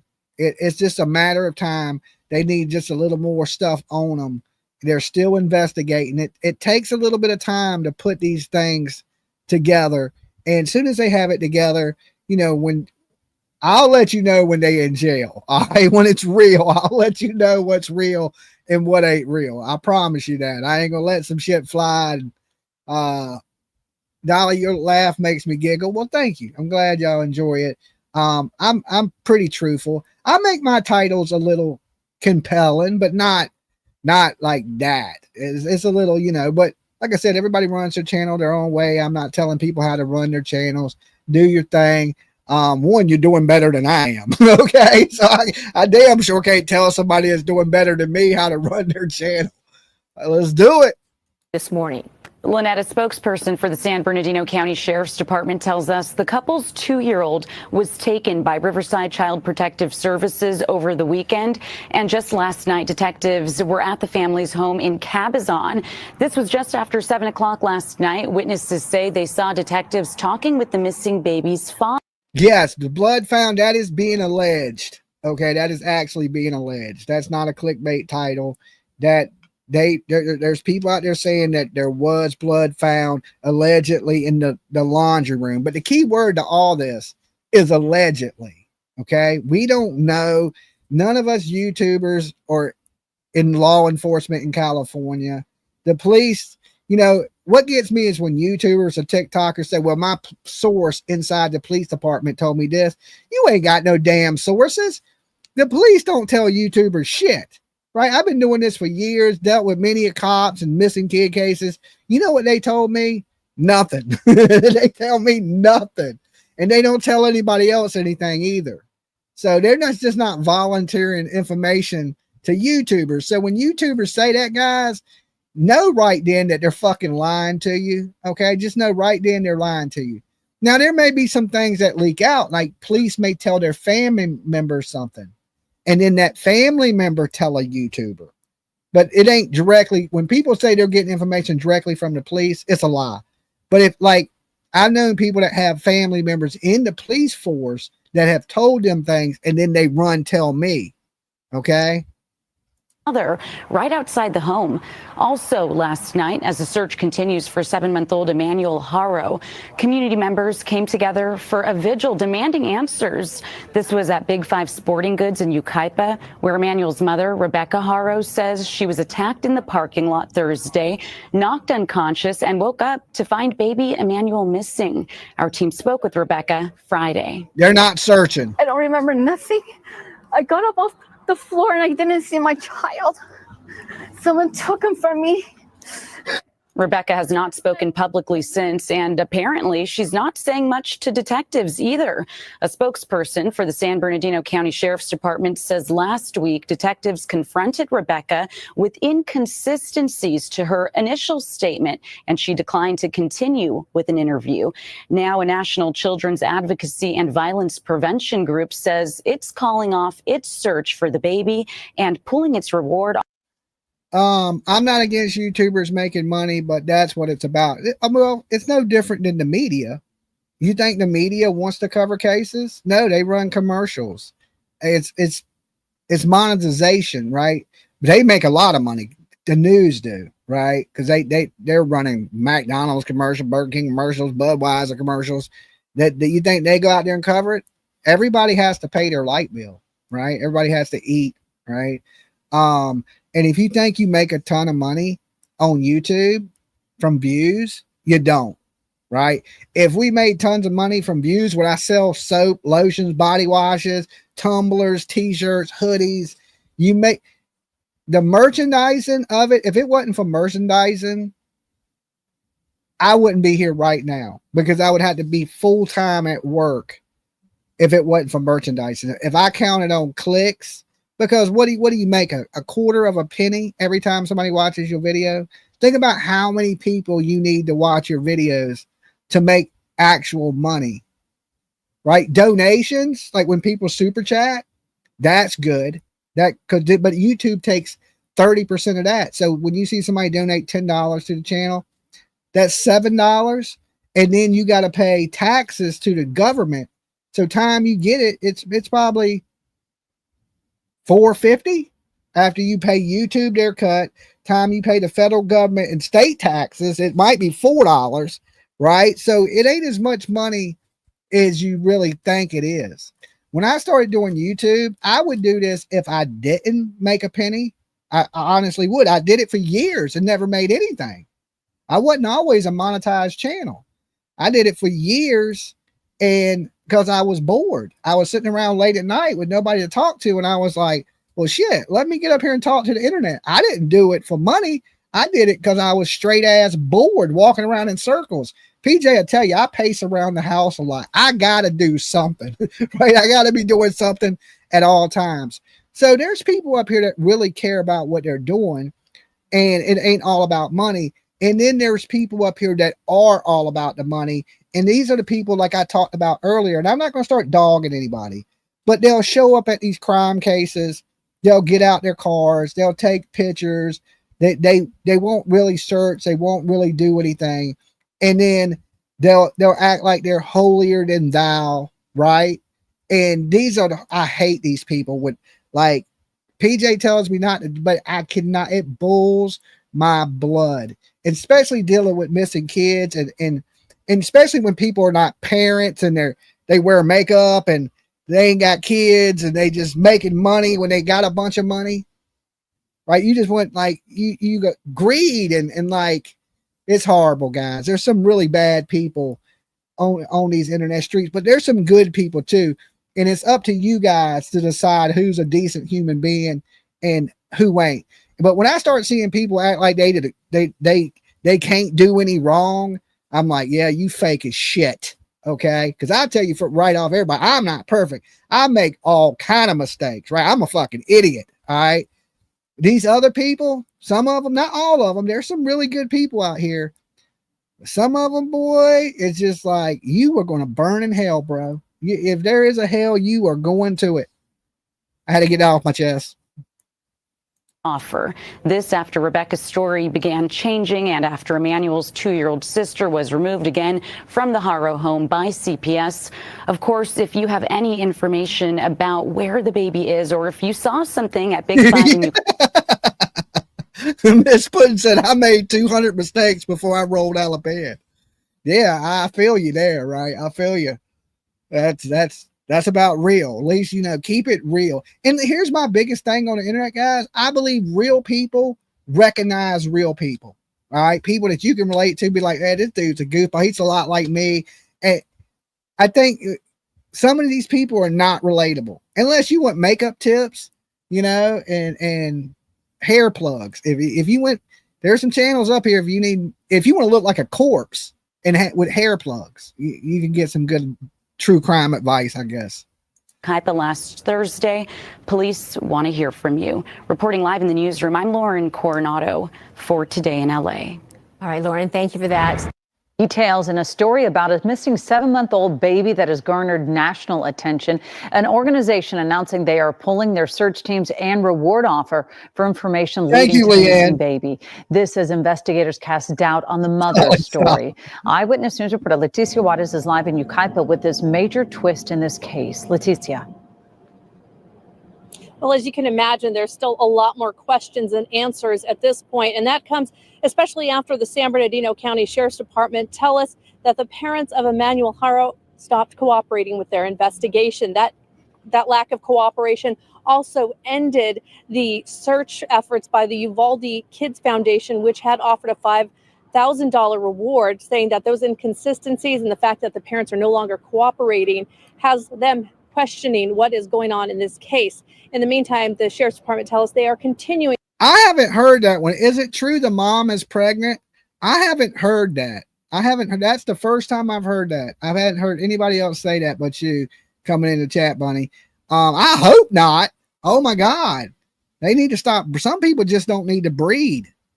To search for that 7-month-old baby. It's been 4 days since 7-month-old Emmanuel Haro was reported missing by his mother. Thank you, Cable. Over the weekend, detectives searched his family's Cabazon home with canine units. This morning, that house was quiet, deserted. But outside, cars slowed down. Neighbors stopped by, hoping for answers. It broke my heart. I have my little baby and I love her so much, and I can't even imagine like losing my child or anything happening to them. It's just shocking. Well, I seen somebody ask, would his body tell a horrible story? Well, you got to remember, if he's been gone as long as we think he has, all he is now is possible skeletal remains. Okay, he'd be gone at this point. I mean, a body breaks down pretty fast. Within 2 weeks, you will be nothing but bones, especially if you're left out in the elements. Now, if you was in a freezing situation in a cold environment, you'd probably last a little longer. But in a hot environment, you know, we know California's hot. His body would have already broke down into nothing, and he would be a skeleton within 2 weeks. You look at the situation in Florida with Brian Laundrie. Within 2 weeks of him taking his life, they found nothing but a mandible, his jawbone. He was gone. I mean, and they found his ribs and part of his spine. But he was pretty much gone, completely gone. And that's a grown man within 2 weeks. So think about how fast that baby, how small that baby is. He's only 21 pounds. I mean, I don't want to sound gross, but a couple buzzards would eat that whole kid, you know? It's horrible to think, but if he's in the elements. If he was wrapped in something, you know, it's possible he wouldn't break down as fast. But yeah, your body breaks down pretty quick. You turn liquidy and it's nasty. It's really nasty. I wanted to go to that body farm they have at the college because, you know, I do true crime, and it teaches you so much about, they bury bodies in different situations. They have some just laying on the ground. They have some that they wrap up in sheets or blankets or different ways so they can watch and learn how fast a body decomposes. So last year at CrimeCon, they had a part where you could go to it, but by the time we got there, it was sold out. So I couldn't get in to go to the body farm. I mean, it sounds nasty and it probably smells terribly, but if you're going to be in true crime, you at least need to educate yourself on what the hell is happening. I want that baby found. It all started Thursday evening when Emmanuel's mother, Rebecca Haro, said she was attacked while changing her son's diaper in a big... Yeah, it's the one in Tennessee. Yeah, that's where CrimeCon was last year, Nashville. But they had a gathering at the body farm that you could go and attend, and like they would go through it and show you how the bodies break down, how they decay in different environments and different situations when bodies are dumped. 5 parking lot in Yucaipa. I got him out of the car seat and I laid him down and so I could get his diapers ready. And somebody said, "Hola," and that's all I remember. But on Saturday, the San Bernardino County Sheriff's Department said the story Haro told detectives had inconsistencies. And when confronted about it, she ended the interview. They also said they can't rule out foul play in the disappearance of Emmanuel. A day earlier, she made this emotional plea to Eyewitness News. Just give him back to me again, please. Don't harm my son. Since then, there's been silence from Rebecca and her husband, Jacob, who who, according to Riverside County records, pled guilty to willful cruelty to a child following a 2018 arrest. On Sunday night, the community gathered in the parking lot of Big Five for a candlelight vigil to pray for Emmanuel's safe return and for answers. They'll find out, and it'll. And the parents didn't show up to the vigil, like Chris and Katie Proudfoot, like Malaya Brooks for other missing kid cases. So the parents didn't even show up. This was put on by just a concerned citizen in the community, and thank God for her for doing that for the community and for Emmanuel Haro. But this wasn't even put together by the family or anybody in the family. That's telling right there. Be soon, I'm sure, and everybody will have their answer, and we're hoping that it's not what we all assume, but we have to wait. Now the couple has retained their own attorneys. I spoke with Jake Haro's attorney earlier today, and he tells me that his client does intend to make a statement. He does want to clear the air about his 2018 conviction for child abuse. Reporting live in he wants to clear the air, right? News. New at 11, concern. Who thinks he's going to do an interview tonight with the news? He says he wants to clear himself. Is he going to come up here with his lawyer and talk to the media? Because they haven't given any media since this all went down. So I don't think he's going to do any talking, but he's saying that the police are misunderstanding that he's cooperating. He just don't want to do it without a lawyer. I'm not buying that shit. Okay. I'm just not buying that stuff. So look, guys, we're at 75,214 subscribers. Awesome. So if you're out there and you ain't subbed up yet, help us hit 76,000. You never know. We could do it by today or sometime tomorrow. We're on that journey to 100K as a community. And we want you guys to join our community, join our cult. We don't have any good Kool-Aid though. All right. We don't force the Kool-Aid on you here, right? We let you have your own opinion, your own mind, but we do want you to be a part of our group. So sub up the channel, ring the bell for notifications and all that good stuff. What did somebody say? My cow died? What did that say? My cow died, so I don't need their bull. Oh, okay. Okay. I was like, huh? Your cow died. I remember way back when I first started. This is a little off topic, but I'm gonna go squirrel for a minute on you guys. All right. This is kind of funny. I want to share it with you. So when I first started YouTube, and I was just doing it for fun. Like, remember that person said people just do YouTube for money? No, I used to do it for fun. I talk about all kinds of different ghost stories and Mandela effects, and I'd prank call people. We called every strip club on the Sunset Boulevard looking for Tommy Lee one night, just playing, right? And I kept telling him I was the manager, and Tommy Lee was drunk, and he done took off to the titty bar. And we had to find him. I called looking for Johnny Depp, right? But there was this lady. So people started giving me phone numbers to call people, right? Let's call this person, Dolly, call this person. So I call this lady, and I can tell it wakes her up from a sleep, right? And I tell her cow is in my yard, and it's eating my flowers. And she's like, what?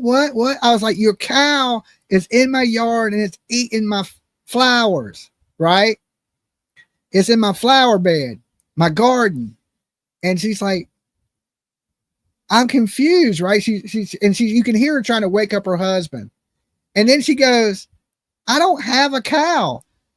I was like, well, I don't have a garden. What are we going to do about it? And she's like, I don't know. I don't know what to do. And I was like, well, we got to get this cow. Somebody has to come pick it up, right? And she can hear her. She's like, baby, wake up, baby. She's waking up her husband in the middle of the night. She was like, I ain't got a cow. I was like, I ain't got a flower garden. But anyway, just stupid stuff like that. I mean, so let me go ahead back to these videos. And questions continue to grow tonight over the whereabouts of a missing baby in Yucaipa. Tonight, a candlelight vigil was held for 7-month-old Emmanuel Haro, who has been missing since Thursday. His mother has said she was attacked and knocked unconscious, and when she came to, her baby was gone. But deputies are now revealing there were inconsistencies in her story. Yeah, the Eyewitness News reporter Tim Caputo now joins us with this investigation as it continues to unfold. Tim. Sophie Jura, you know, in investigations, deputies typically don't release a lot of information and when it's an active investigation, but they have said a little bit this weekend. They say when the mother's story didn't match up with the first version she originally told them, investigators called her out on it. And the mother of that missing 7-month-old then stopped talking to investigators. But tonight, the community is coming together. They're talking, and it's not in support of those parents. 72 hours after little Emmanuel Haro was reportedly kidnapped from a Yucaipa parking lot, this evening police were spotted at the Cabazon home belonging to the 7-month-old's parents. Why they were there tonight or if there are any breaks in this case remains unknown. As investigators asked for the community's patience in this still very active case, God Almighty, we pray in this moment and we dozens showed up for a vigil, praying for the infant's safe return. I got a baby at home. I'm gonna go home and hug when I get home. I'm extra tighter because it's just that baby's innocent. Those who showed up to this candlelight vigil focusing on the baby boy and not the growing rumors around town about what might have happened to him. We could be the voice that he's not here to have, and we can speak and be supportive for him. Just give him back to me again, please. Don't harm my son. Terrible actress. Emmanuel's parents Friday morning, less than a day after reporting their 7-month-old missing. The boy's mother, Rebecca Haro, told us she was changing her son's diaper in the Big 5 parking lot Thursday night just before 8 p.m. when she was assaulted from behind and knocked out. She's got a black eye and told ABC7 she never saw the suspect, and when she came to, Emmanuel was gone. I got him out of the car seat and I laid him down and so I could get his. Okay, guys. Yeah, smelling a dead body. I have found multiple people dead. Okay. I found 2 people dead in a vehicle.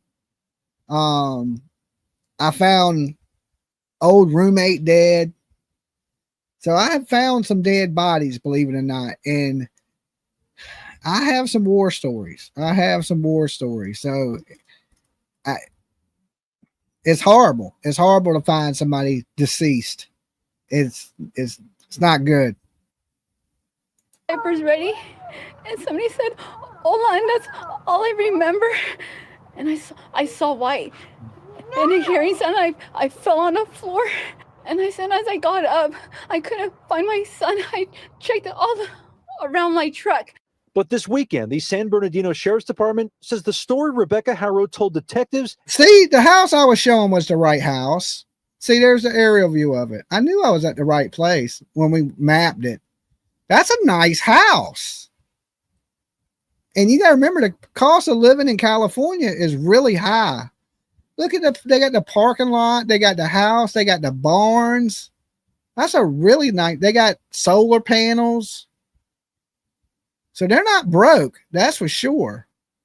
The Sheriff's Department says the story Rebecca Haro told detectives had inconsistent. Oh yeah, when I found the couple dead, that was pretty brutal. Yeah, you're right. It will stick with you forever. I remember it. I can clearly see it in my mind. Like it ain't like vague that I see it. Like I can picture it like just like the day I found them. So it was pretty bad. Now I didn't know the people. I just found their bodies. And they had died from drugs. OD'd on drugs. I was on the news for that one when I discovered them, but curiosity got me. You know, I was like, oh, let me just go look at this, and I wasn't expecting to find what I found, but yeah, somebody needed to find them. They look like they've been there for a few days. And when confronted about it, she ended the interview with investigators. The Sheriff's Department then said they're unable to rule out foul play in the disappearance of Emmanuel. They searched with canines, they've conducted multiple interviews, and they say they remain committed to finding him. Those at tonight's vigil fear the worst. They've been dead for a few days. And this is a crazy story, guys. If you just tuned in, you never heard this story. They were in a vehicle, and I walked past the vehicle, and I thought it was a woman doing something sexual to a guy because her head was in his lap, right? And I was like, wait a minute, something's not right. I walked by, just glanced, and it was in the back of a parking lot. And I kind of glanced and I was like, wait a minute, at first that's what I thought. It was somebody, fooling around in a car. And then as I walked by, and then just something hit me in my head. I was like, that ain't right. You know what I'm saying? So I stop and I turn around and I go up to this vehicle. And of course, inside the vehicle is a woman with her head laid in this man's lap. And he slunched over her, like she's in his lap and he's like this. And I'm like, I'm looking at him and I'm like, holy shit, I think these people are dead. So I start beating on the window of the car thinking, well, maybe they're asleep, right? Maybe they're asleep. I'm beating on the window. And this is off in the cut in the back of a parking lot. And I remember as I'm beating on the window, there's across the street is a bank. And there's a old black man. He's laying down behind the bank, like homeless.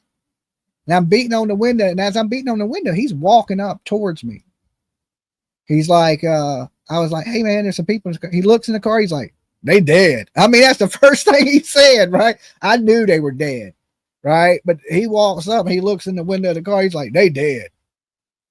And so on the lap of the girl, like near her leg and in the car seat, was a spoon.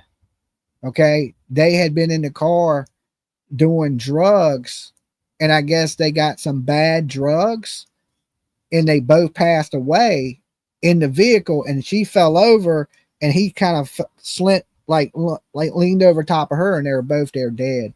So I was on my lunch break at work, right? And so of course, I pull out my phone and I call the police and tell them, say, hey, I'm standing here in the back of this parking lot, and there's 2 dead bodies in a vehicle. So they were like, all right, well, just stay there where you're at. We got police on the way, right?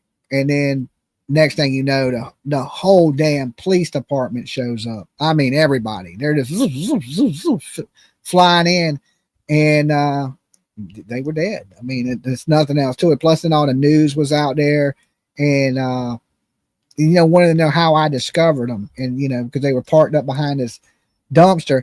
I had this brand new truck, and I didn't want to park my truck next to nothing, right? I had just got it. And PJ, I tell you, like her car, I park in the back. I'm one of the people that park in the back of the parking lot because I don't want you to hit my vehicle with your door or anything like that. So that's why I was in the very, very back of this parking lot where nobody else was at, is because I just didn't want nobody to hit my shit. And, but of course I was on a bunch of news channels for discovering them, and it was sad. They were young. They were a young couple. They were probably in their late 20s, and I mean, a whole life ahead. Drugs are bad. Just say no, people. And the homeless guy said that this is what the homeless guy told me, because the area is a bad drug area. He said they got what he called was bad drugs because he believed that they had went out there and ripped people off. And he was saying to me, he was like, if you rip these people off, the next time you come through, they'll give you bad drugs that'll kill you. If you go, and he goes, I bet you that's what they did. They went out there, ripped somebody off, and then the next time they came back to get drugs, they sold them something that would kill them. I was like, damn, that's pretty, thank God I don't do drugs, right? Like, that is horrible. But yeah, them, that self, like, it'll never leave my mind. I'll remember it to the day I die, right? And that that's just 2 people I found. I found a few people dead. It's crazy. All right, let's get back to the videos. First, but are holding out hope investigators get to the bottom of this and find Emmanuel alive. They'll find out, and it'll be soon, I'm sure, and everybody will have their answer, and we're hoping that it's not what we all assume, but we have to wait. So this alleged kidnapping happened in that business parking lot of the Big Five. We don't know if there were security cameras facing the parking lot that captured what happened. Yeah, I didn't want to say it on YouTube because they're funny. Are you serious? But yeah, that's what he was saying happened. Captured anything at all, but at this point, deputies have not released a description of a suspect or a potential suspect vehicle. They're still obviously searching for any more information. Tim Caputo, ABC 7 Eyewitness News. A lot of questions, Tim. Thank you. Okay. I think that's the last one in that playlist. I didn't see PJ's text because I was talking. Was it something really important, guys? All right, now I got some other stuff I want to show.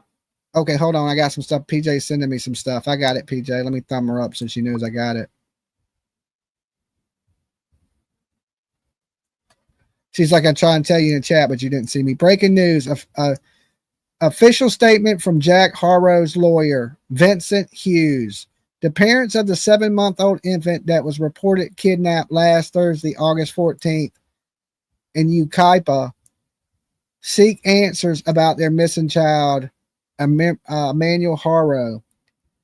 Jake Haro is fully cooperating with law enforcement and the investigation. After a 20-minute conversation with the lawyer, I am hoping to interview the parents in the next day or two. Okay? And this is coming, I don't know what news agency that is coming from, but there was a newsman out there today. I do have that video too. Give me 1 second. I'm going to pull that up for you guys before I get into this other stuff.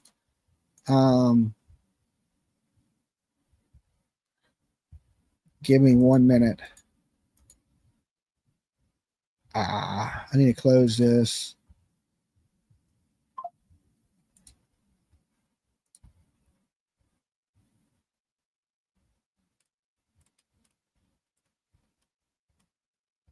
Oh, I don't know if I have that video. We watched it earlier where he was out there saying that he went up to the house and let me see if this is it.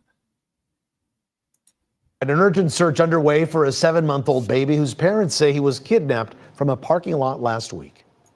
But now authorities say part of the story just doesn't add up. Well, KCAL's Joy Benedict reports investigators search for answers at the family's home. There was a lot of traffic on this usually quiet road in Cabazon, the home of 7-month-old Emmanuel Haro, drawing the attention. You don't mess with children. So when a child is missing and he's nowhere to be found, it's just alarming. A feeling felt by many who just want answers after the little boy was reported kidnapped on Thursday night from this parking lot in Yucaipa. Praying to God that he is safe, he is found. Praying to God that the family is not involved. His parents are Rebecca and Jake They're Haro, involved. who gave an emotional plea on Friday while handing out flyers. What do you have? Okay, this ain't the video I was talking about. Let me see if I can find it right quick. Guys, give me 1 second. But it was a reporter out there that went up to the house and he was trying to talk to him and they said they would give him an interview. But there's no need for me to track it down. But he said he was going to give an interview, and that's the same reporter they told. Well, first he went up to the Ring doorbell camera, and they didn't reply to him. Then later on, he went up to the house, and the lawyer and the father came out, and he said he was cooperating with the police. So I'm sure this that PJ just sent me is dealing with that. Now, last night, I got, somebody who lives in the area that were sending me videos from the house. Okay, I want to play those. Give me 1 second. Let me pull these over here. And this is from behind the house.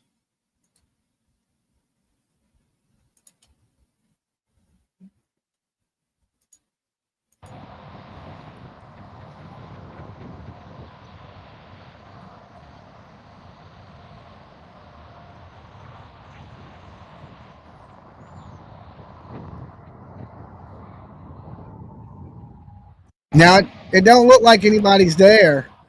No one's home. See? Where's the baby? Where's the baby? Hit him with the dolly line. No, I think this is actually technically the front of the house. I'm not quite sure. Hold on, I can tell you. I think it's the front of the house. But it's just dark out there. There ain't no street lights, so you can only see the lights on the house. I'll tell you exactly what these videos are. Give me 1 second. Because we got somebody on the scene out there too that lives right in that area. So this is okay. Let me make sure.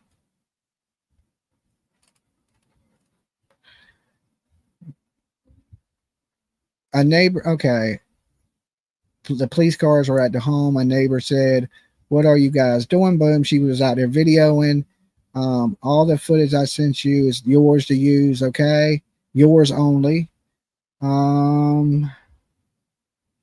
Okay, I could have swore it was more to it than that. I believe this is the front of the home.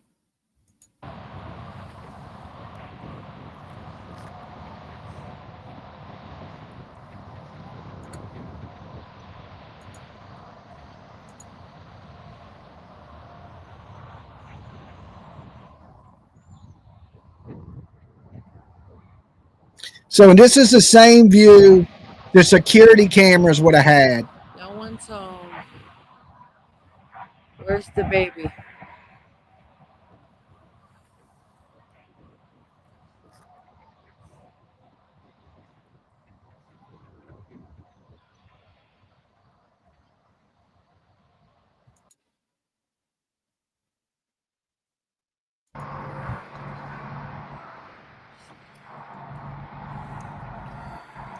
No one's home. 9:42. 9:24. No one's home. 9:24 last night. All lights are on. Nobody's home. This was last night. 9:42.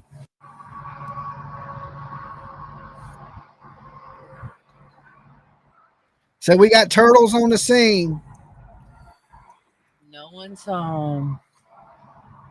9:42. 9:24. No one's home.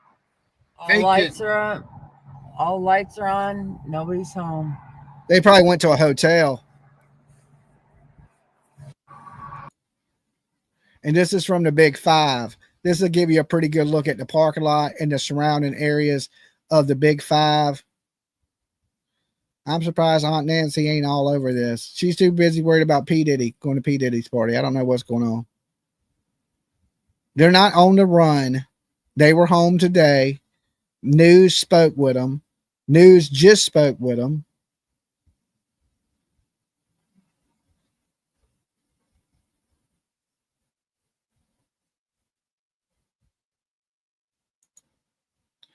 And of course, this is what's left outside the Big Five.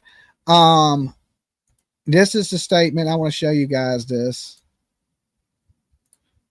My producer just sent me this. So, hold on. I got something else coming in. I read this already. I read this last night, but I'll show it to you guys just in case y'all haven't seen it. This is from the SBSD. And it says August 25th, 2025, the investigation into the disappearance of 7-month-old Emmanuel Haro is continuing. During the last few days, investigators have conducted extensive searches in the Yucaipa and Cabazon. I think I said that right, Cabazon. Looking for Emmanuel and any evidence that might lead to his location and circumstances surrounding his disappearance. Investigators have served several search warrants at the Haro home and utilized canines in the aid in the investigation. Additionally, a large amount of surveillance video has been obtained from the areas of interest and are being reviewed. Anyone with information is urged to contact investigators or we tip at the number listed below. Summary. On Thursday, August 14th, 2025 at 7:47 p.m., deputies in the Yucaipa were dispatched to a retail business after Rebecca Haro reported that while she stood outside her vehicle changing her child's diaper. She was physically assaulted by an unknown male. Remember when I said the police statement said it was a male? And rendered her unconscious. She awoke. Her 7-month-old infant, Emmanuel Haro, was gone. Deputies and K-9 units from San Bernardino and Riverside counties responded and began an extensive search. Emmanuel was not located. Based on the circumstances, Sheriff's Specialized Investigation Division responded and assisted with the investigation. Investigators interviewed multiple individuals, including Emmanuel's parents, Jake and Rebecca Haro. During those interviews, Rebecca was confronted with inconsistencies in her initial statement and declined to continue with the interview. At this point, the interrogation investigators were unable to rule out foul play in the disappearance of Emmanuel. Investigators will continue their investigation to locate Emmanuel Haro. Anyone with information regarding this incident is urged to contact the Specialized Investigation Division at 909-890-4904. Callers wishing to remain anonymous should contact We Tip at 1-800-78-CRIME or 1-800-78-27463 or go to WeTip.com. Okay. That is the latest update, official update from the police. Now I got one more thing I want to show you guys right here. This is a screenshot of, I guess, this investigator says, breaking news, official statement from Jack Haro's lawyer, Vincent Hughes.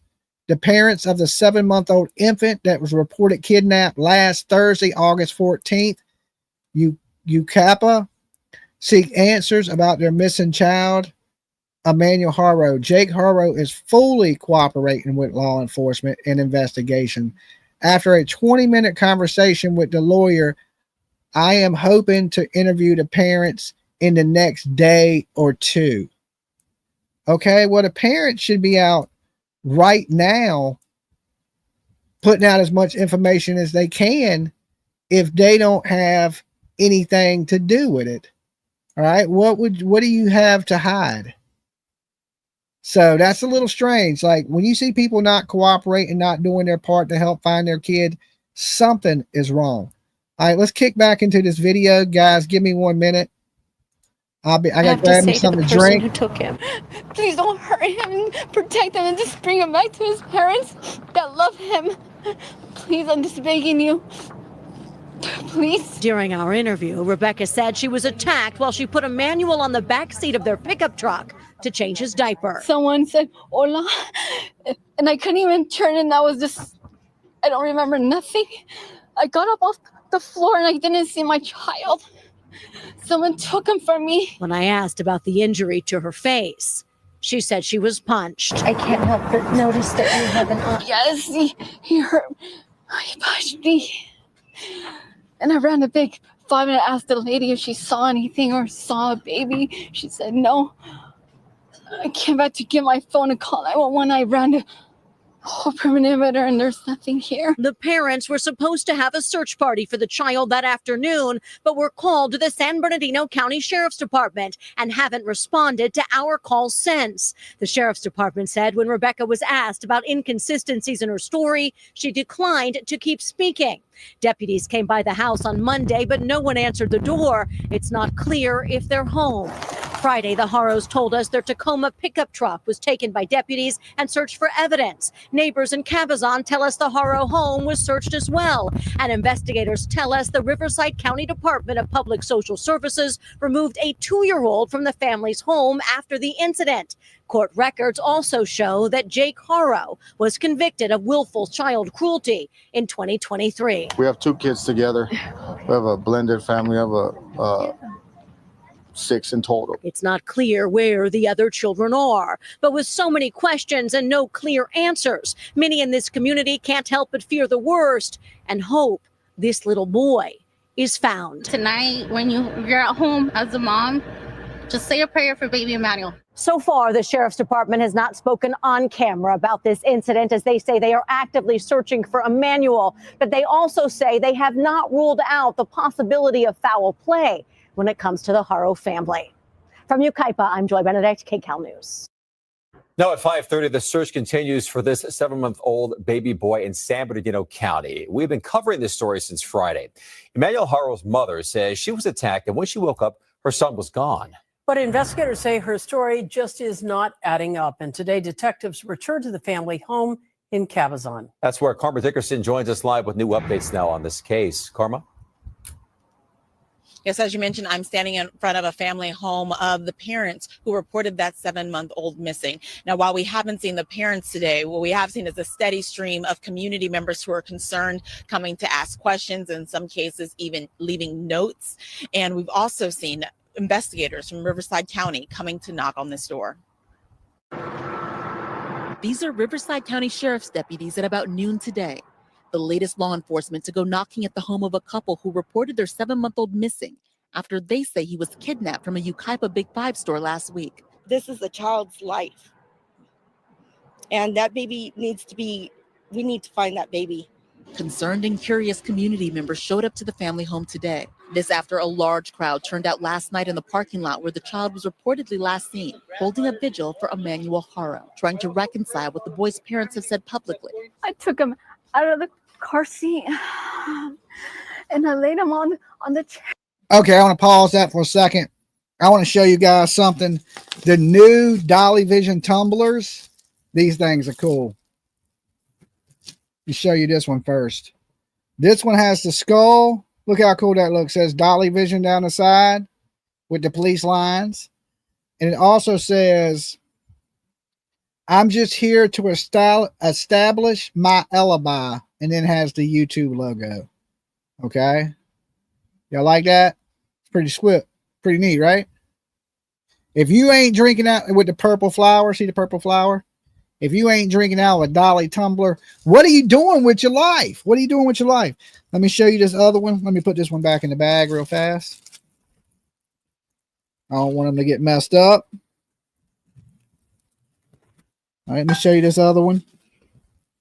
This is a true crime addict one.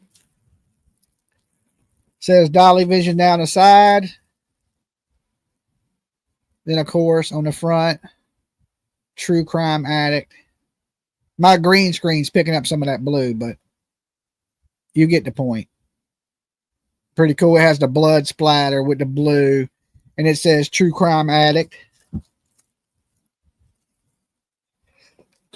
Ooh.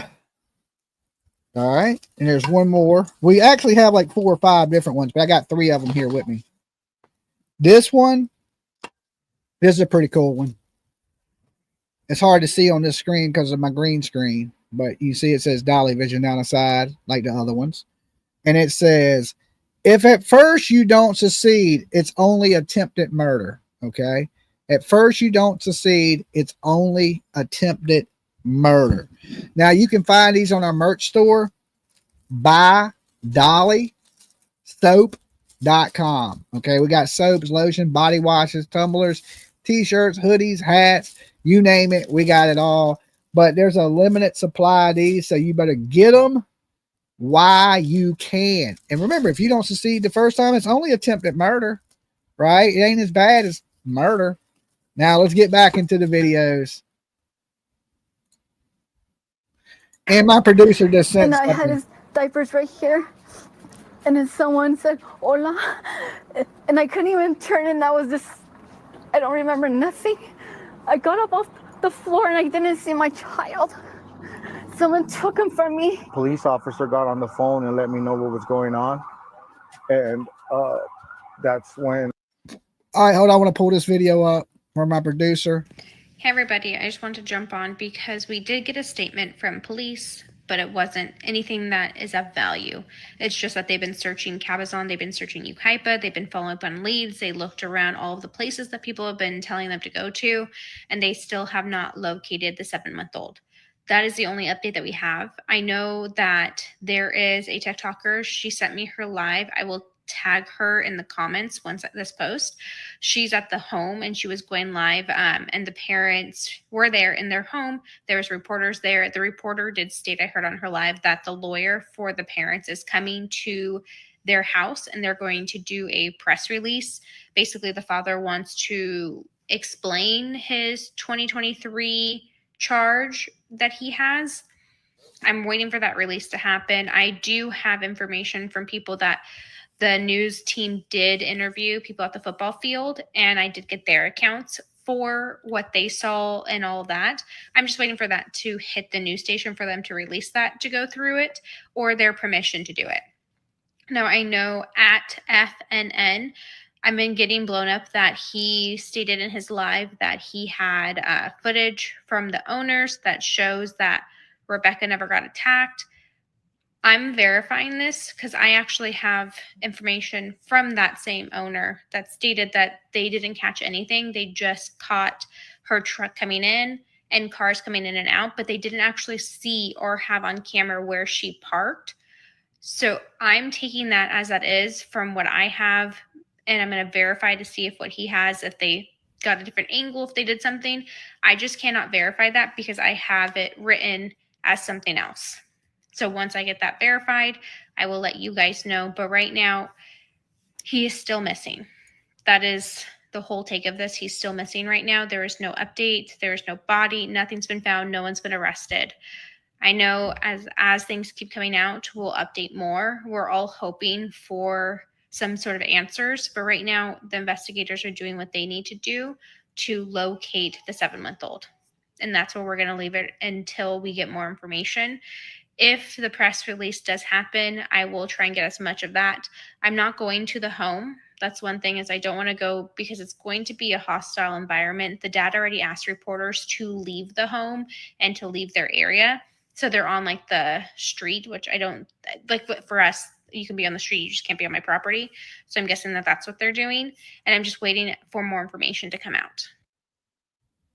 Okay. So why are they waiting a day or two to give an interview? Right? When they all they got to do is walk outside to give an interview. The media is right outside. Okay. So I don't know why they're doing need to do all this waiting. I wanted to jump on here real. All right. Let's get to this video. Hold on.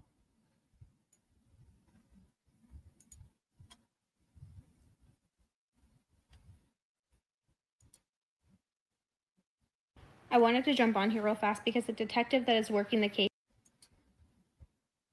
just gave me a call. The reason why they called is because on Thursday I called in because, like I said, our community page was going wild, and someone on the community page said around 7:40-ish, 7:45, that they did see a homeless lady with red hair and a stroller, and she looked suspicious. Now that it was in our Facebook group, I immediately was like, you need to call the police. He said that he did, but that they hung up. I know that they were really busy, but I called because I was also just trying to get any other information. Like, do you guys have a suspect? Who should I be looking for, since I was out searching the areas? And then on Friday, that's minimum day for us over here for kids in middle school and elementary school. I was overcharging my car, and we have like this dirt cliff area that people go ride dirt bikes in. But I noticed that there was a black stroller, like the one in the post. So I called in and told the dispatcher, like, hey, I don't know if you guys have searched this area, but I do see, like, it looked brand new, a black stroller. I just want to let you know that the detectives, they are working this case. They're following up on all the leads that the community has called in, that people are giving. So if you are local to this community and you've seen anything, or you've heard anything, or maybe you're like, I don't know if that was suspicious or not, but I did notice this, please give them a call. I want to put that out there because I know there's a lot of speculation, and I mean, even for myself, towards the parents, but the detectives are looking at the leads that they're getting and the information that us as a community have been calling in over the last few days. Bullshit So leads. if you get a call from a 909 number, you don't know what, answer it. It is probably a detective if you called in and gave information. But please, you guys, the rumors, everything that's been published about the baby being found, the digging, that is not confirmed. The lady at Big Five with the shopping center that said that she seen the mom the day before, that has not been confirmed either. So I know a ton of people are asking me that again and again. I've said it a few times. That is not confirmed information. If it's confirmed, I will tell you that it's confirmed. If it's not confirmed, I'm gonna tell you I can't confirm this. So I just want to make sure that you guys have that.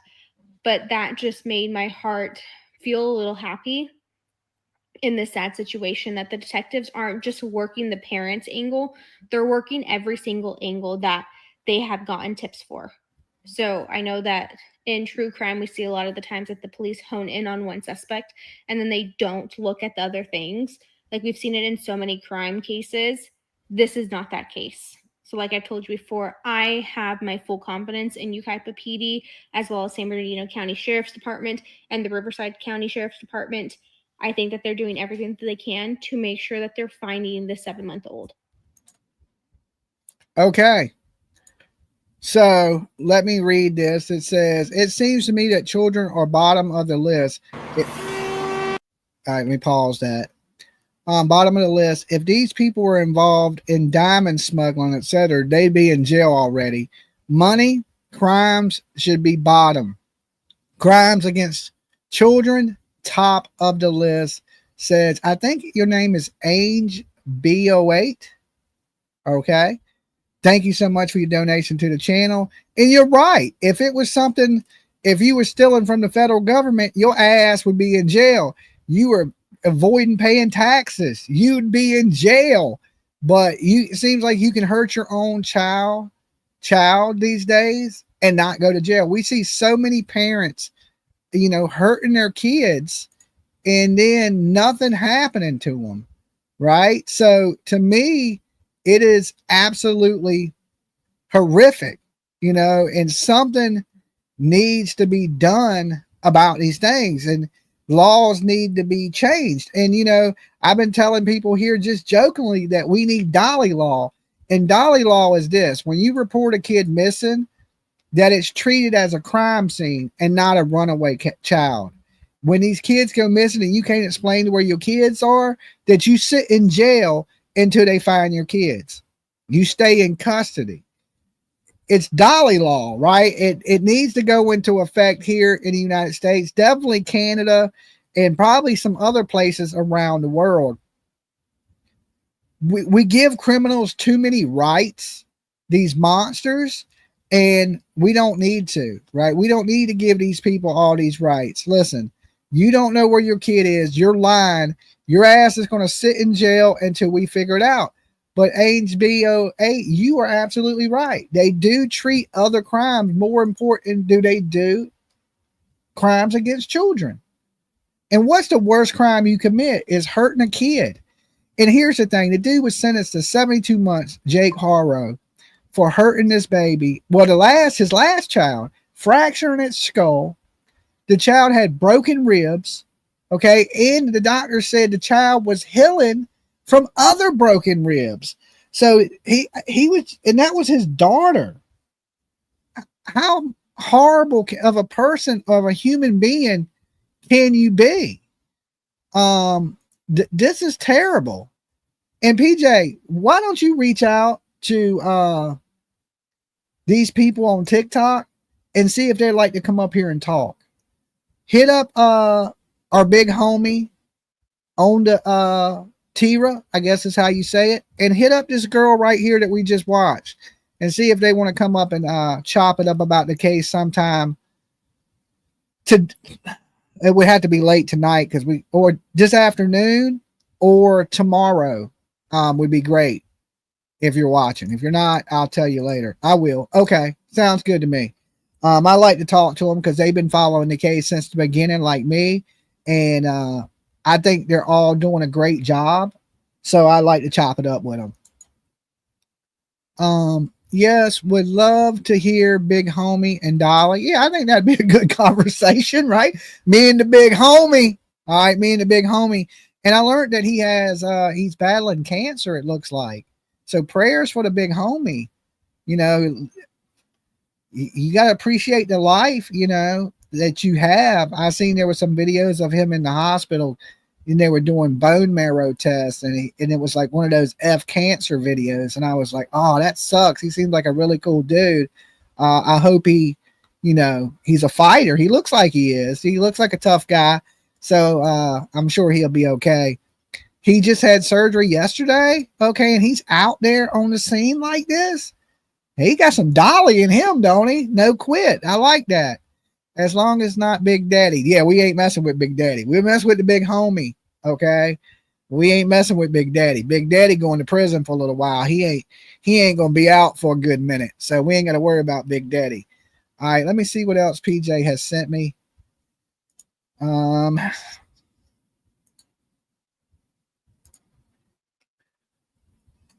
Okay, here we go. Let's pull this up. New news article.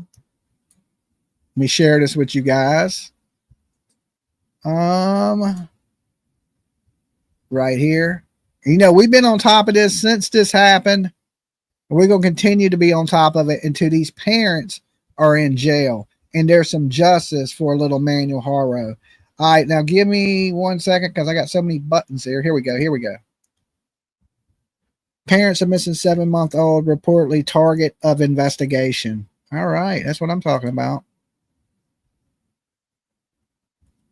The parents of 7-month-old boy who claimed a child was kidnapped last week are now reportedly the focus of the missing person investigation, in which unsettling new details. Let me close this. I don't want nothing popping up here.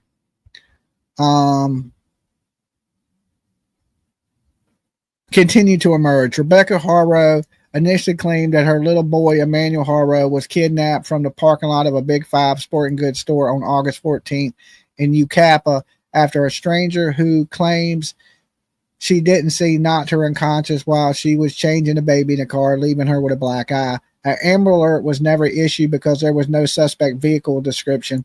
Deputies from both San Bernardino and Riverside County Sheriff's Department launched an extensive search, deploying helicopters and K-9 units that ultimately neither the child nor suspect were located. There are a lot of things that we're reading that just don't add up. Cabazon resident Mary, I don't even want to murder her last name, who has been following the story, told KTLA detectives with SSSD Specialized Investigation Division interviewed multiple people, including Rebecca and her husband Jake Haro, which, when confronted with inconsistencies in her story, investigators said she declined to continue to talk. We know all this. When authorities asked her to take a lie detector test, her husband reportedly refused to request until a lawyer was present. While investigators are being tight-lipped about the investigation, the child's grandmother, who insists the parents are innocent, told KTLA that deputies have searched the couple's Cabazon residence with cadaver dogs, and it was later learned that officials removed Haro's 2-year-old child from the custody while the investigation is pending. They have since been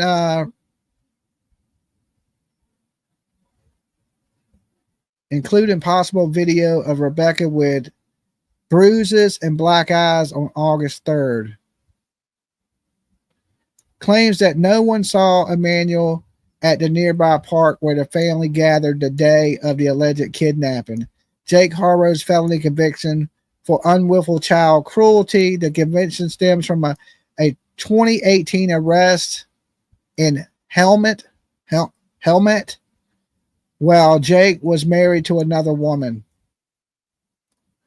On October 3rd, 2018, Haro and Avina's 10-week-old daughter was admitted to Hemet Valley Hospital. Doctors reported to the police that the little girl had an acute fracture rib. 6 ribs were healing, fractures, a skull fracture, brain hemorrhage, and swelling of the neck, and fractured leg bone that was healing.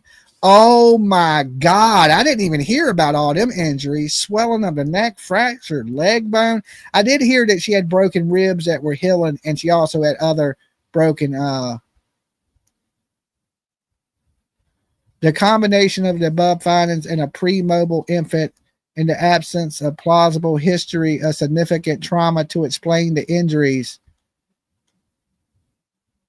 is indicative of abuse, head trauma, child physical abuse, and neurological neglect. The office wrote an affidavit for the warrant to obtain the registry. This dude is nothing but a monster. He reportedly blamed the injuries on his wife. Both were arrested. Both pled guilty to the charges in 2023. As the search for Emmanuel continues, investigators are not saying that they have ruled out foul play. Where's my damn glasses? Foul play. And we're again seeing Haro's Cabazon property Monday. Okay. This is about the Valley Foundation pulling off. We know about that. Okay. So basically, this kid had a skull fracture. She had broken ribs, a fractured leg. Somebody said monkey in his man purse. It sounds funny when you say it, Black Sheep. All right. I ain't allowed to say it. PJ won't feed me. She said, I got to be nice. Okay. I got to be nice to people. So I got to watch what I say. But some people you just can't be nice to. They're that bad. Okay. Wait, we got another. Okay. PJ's sending something, but until we get to there, we're about to take some calls for a few because I want to hear from you beautiful people what you think after hearing about this. Like I said, he was sentenced to he did 170 days in jail, which ain't that much. I mean, what is that? 3 months? He did 6 months. I've seen people get DUIs here on the East Coast and serve more than 6 months. I've seen people go to prison for DUIs. This man beat this child that severe where it had brain hemorrhage, a fractured skull, fractured leg, broken ribs, and he got 72 months in prison and didn't do none of the time. That shit is insane. Okay. Nancy investigates search home. Okay, Nancy's on it. Nancy's on the case. And it says Nancy Grace. Let me show you guys this. I like to see Aunt Nancy on these cases because Aunt Nancy is a beast, right? And she, she has a lot of viewers and she will put the heat on you, boy. Investigators search family home for missing Emmanuel Haro as questions swirl around mother's kidnapping story. All right. So it looks like Nancy is going to be picking up the story, which is good. I love me some Aunt Nancy. Okay. I love me some Aunt Nancy. She, listen, they say I'm controversial, but Nancy speaks her mind just like me. And I don't, these people that won't let me on like Crime Con because they say I'm too controversial, but yet Nancy is no different than me. She's like my hero. That's the woman I look up to. Right. So, I mean, how come she's like the head speaker for Crime Con, but Dolly's too controversial? I don't get it. I totally don't get it. But it's good to see Nancy on it because Nancy, she gets a lot of friends in high places. And when Nancy starts talking about it, it puts pressure on people to make an arrest. Not a fan of Nancy ever since she publicly accused someone that I knew of foul play when her kid really died of an accident. She never apologized. Well, me and Nancy ain't the same people. If I ever make a mistake, I would openly apologize, right? I've made mistakes before. Nothing like that. Do I accuse people? Yes. Okay. I always say that you're innocent to proven guilty, that I suspect you, right? I tend to tell people that, and we have the rights to our opinion. But I can tell you now that when I first watched Nancy, I thought she was the scariest woman on the planet because she's so mean and angry, but I didn't realize she was so passionate. Right? Like when I got into true crime and then a couple years in, I started to get why Nancy was the way she was. I get the same way. Stuff makes me mad. It angers me and I'll snap off, right? I might lose my shit. That's why PJ's always like, bring it down, right? Because when I see fake people and people not doing the right things and these terrible parents, how can you not say nothing? How can you not say nothing? And then, Nancy's eyebrows, boy, they tell it all. Like she's one of them people, she couldn't lie because her face would say something totally different.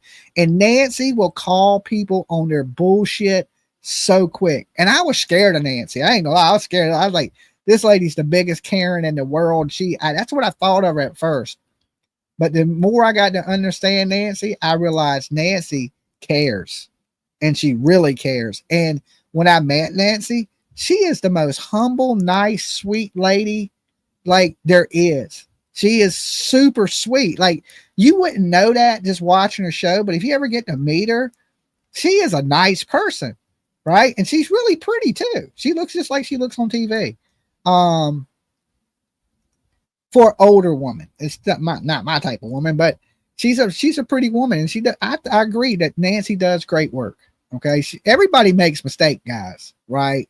Nobody's perfect. You know, there's some things that I watch some of my heroes in true crime that I don't agree with them, right? But all of us can't be right all the time. But Dolly, I'm always right. I'm never wrong. My batting average shows that this month alone, what did I predict? Everything like a psychic. Like, I do live near the Edward Casey Center. Okay, so maybe that, and we did walk through the garden. Maybe when I walked through that garden at the Edward Casey Center, that some of that shit rubbed off on me. Okay, I'm not quite sure. Hold on, my producer's calling. Let me see what this is about.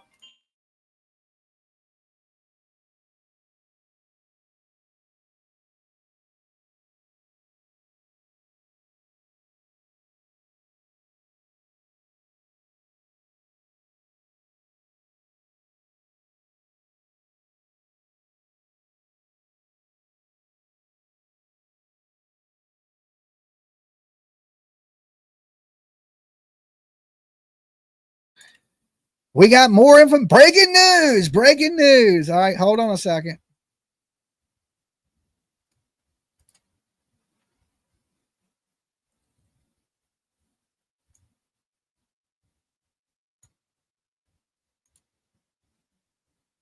Just speaking with the boy's father, Jake Haro, saying he feels his family is being harassed while their son remains missing. Let's go live to News Channel 3's Garrett Hoddle, who is outside the family's home in Cabazon. Garrett.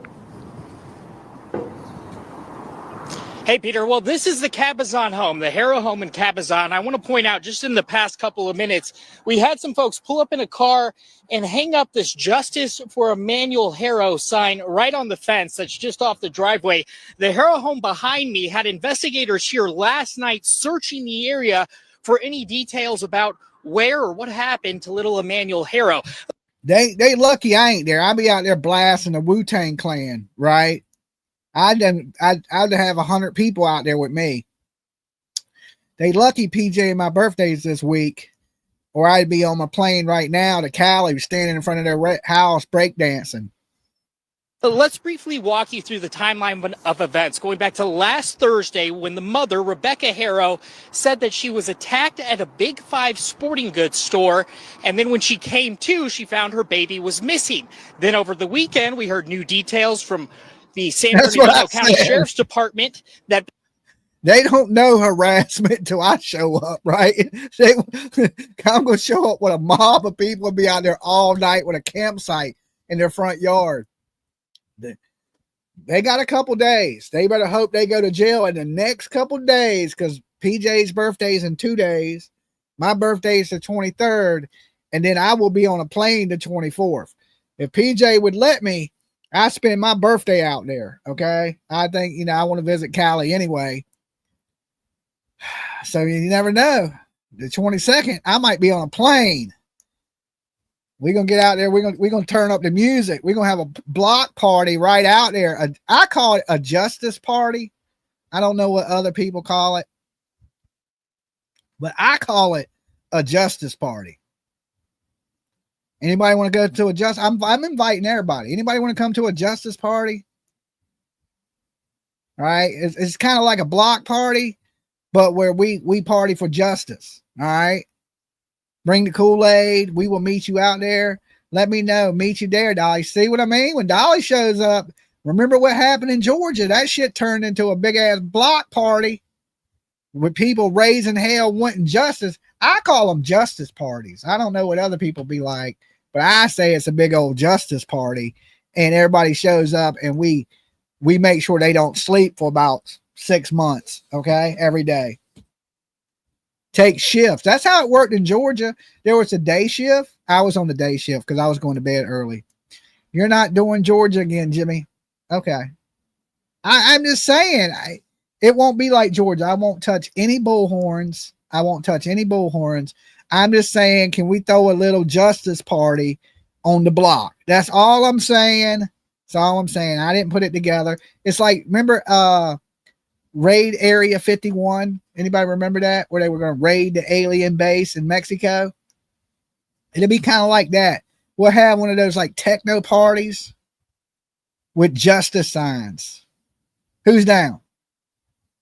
Because of inconsistencies in interviews she had with police, she now refusing to interview with them first. Or we just have my birthday party in their front yard. What do y'all think? August 23rd.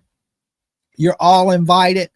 We're having a party in the streets of damn, what's the name of damn county? Mendoza. Dolly birthday party right out front of their house. Anybody down? Now, just in the past couple of, I would say, 20 or 30 minutes, I did go up to the home and I was able to speak to Jake Haro, the father of the missing 7-month-old. Now, we did learn earlier this morning, confirming through the Riverside County DA's office, about a felony child abuse charge dating back to 2018. And we've also confirmed that canines have been used in the search in the area. In fact, we just received a press release a few minutes ago from the San Bernardino County Sheriff's Department, who did confirm those details. They also say they've received an extensive amount of surveillance footage.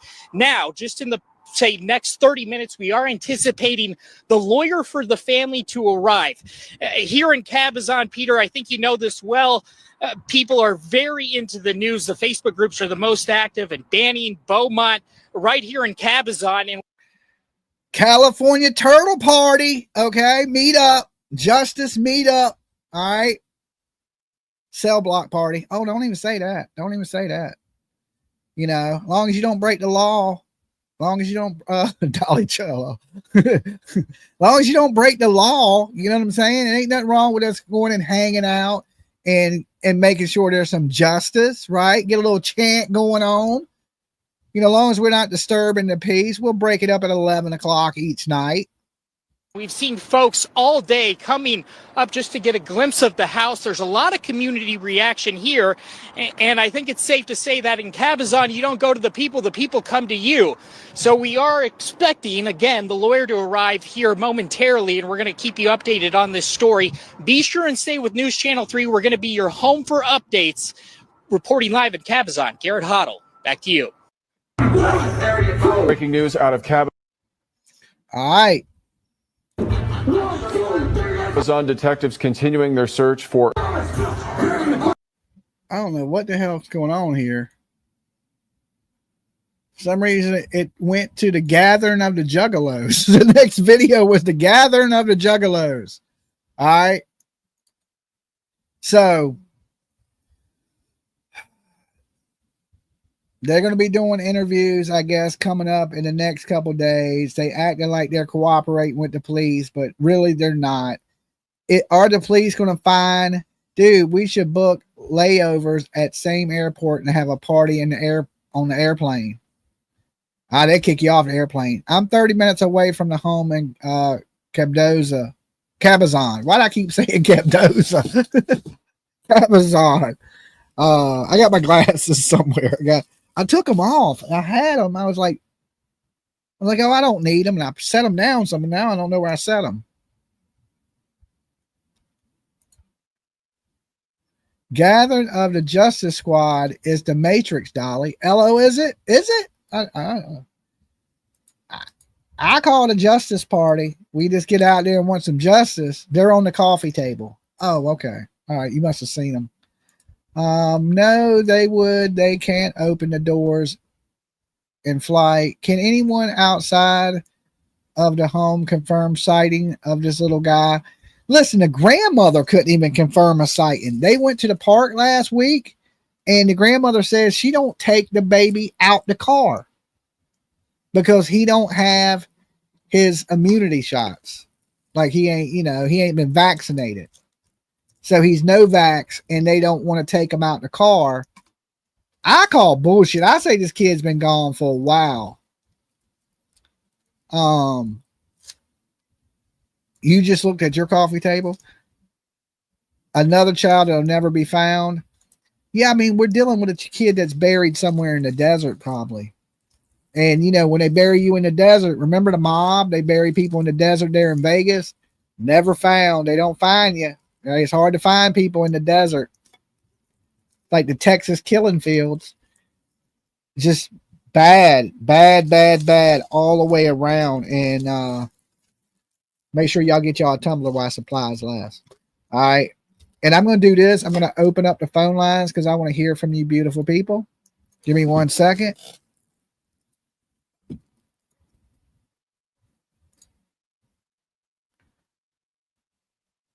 All right. Let me put the call-in number on the screen.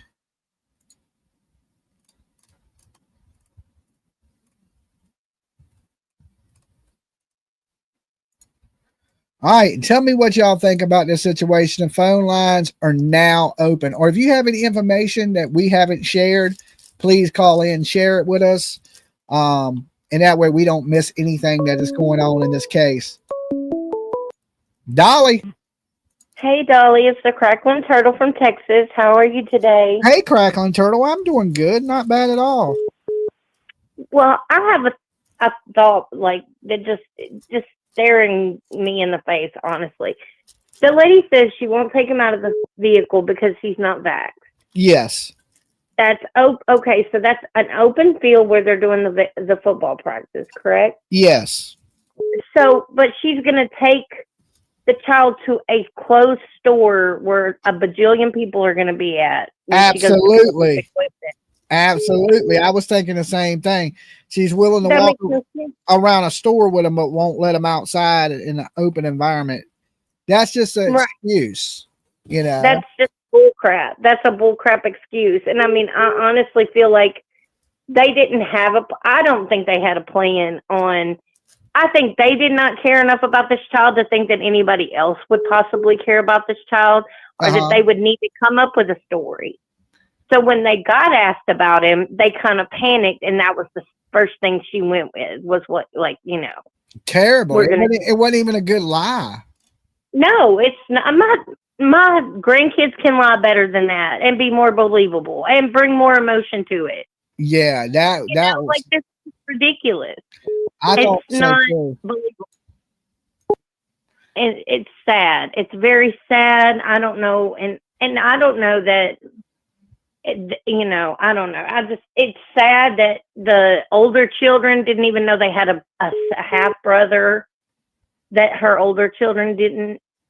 And there is another thing with the child that he abused in 2018. They said that the child was also nutritionally deficient. Yeah. It had a broken leg, had a fractured skull, broken ribs. Mm-hmm. I mean, both of them people should have been in prison, buried underneath the prison for doing a child like that. And that he claimed that he did not know that the child was injured or whatever yet on one of the laptops. I think they said they found, and this was allegedly, but that they found where he had searched, how do you feed a child with a broken rib? Oh. So, like, he knew that he had injured that child, or that child was injured, but yeah. It's a sad situation. He should have never been able to have children around him. He blamed that on the mother. So when they find this kid's body, he's going to blame that on the mother too.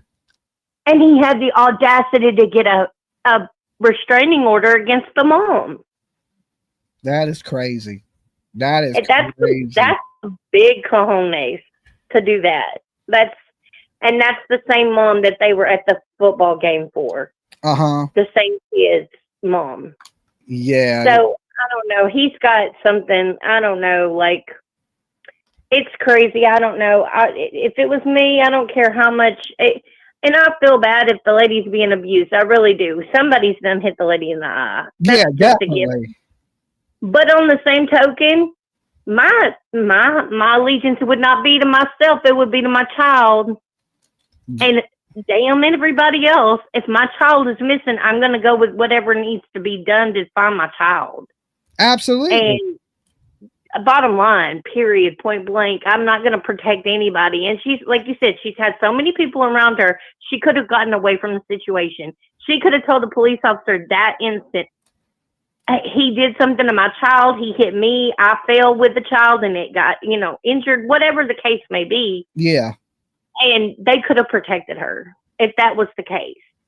But now she's locked herself into the story, which is good. You locked yourself into a story, but it's going to come back to bite them both.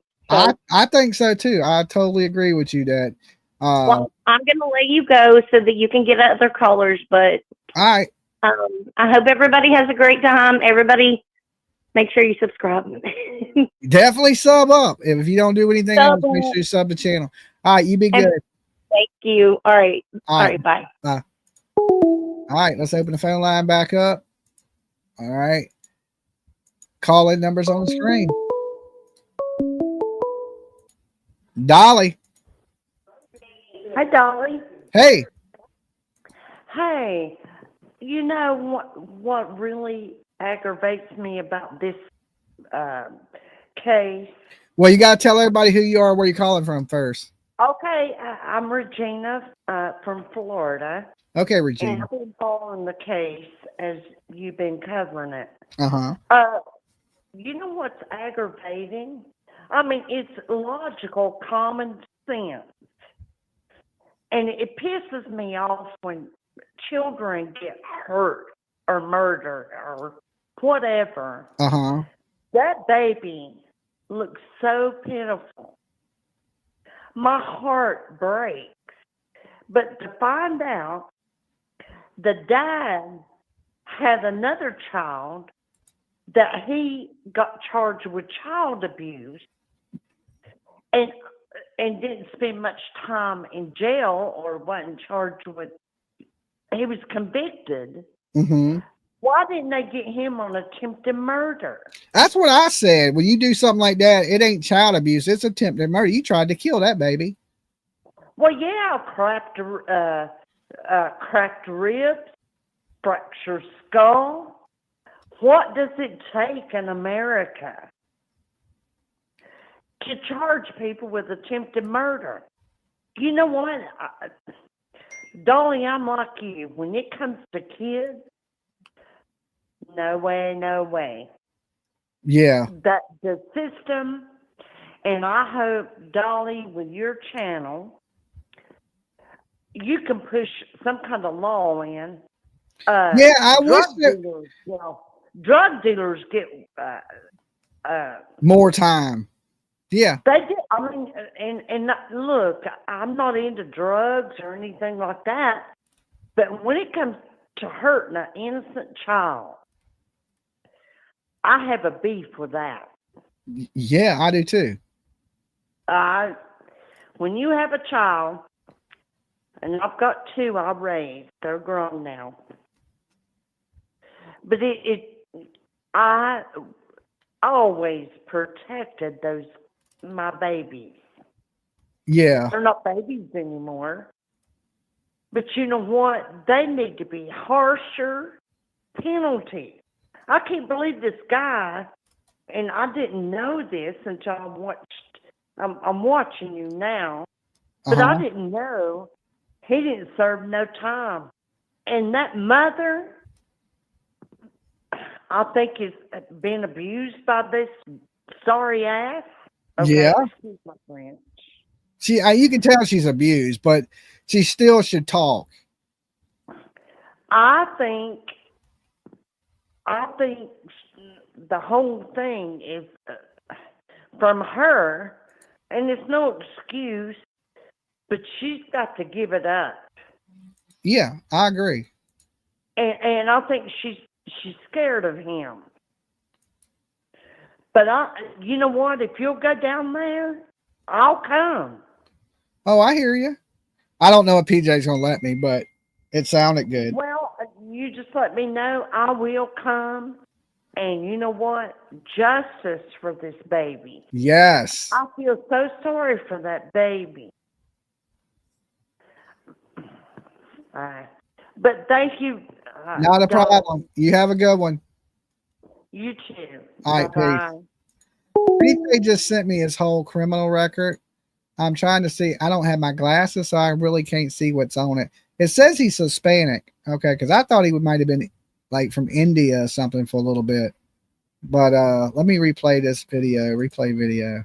I can't really. Let me blow it up so I can see what's on his criminal record.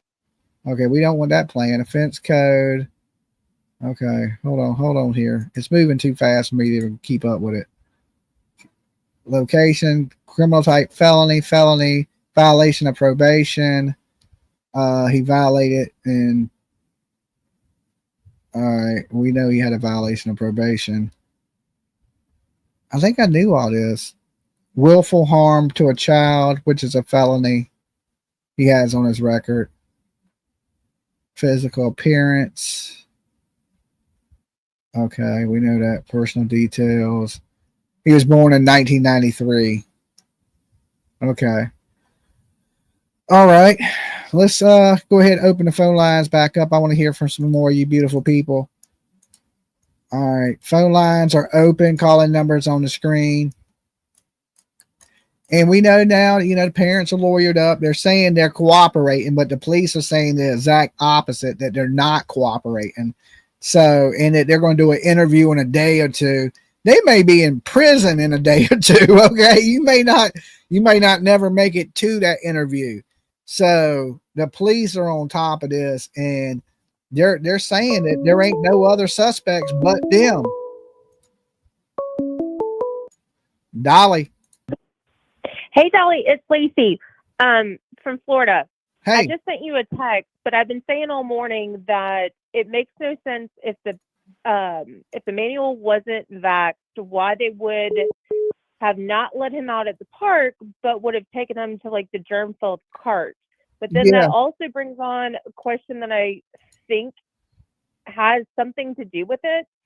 I don't think that he's ever seen a pediatrician either. I mean, I know there's, people that are anti-vaxxers. That's totally fine. But I don't think that he's ever seen a pediatrician, because if he has, they would have already been heightened because of the previous, fractured skull of the daughter.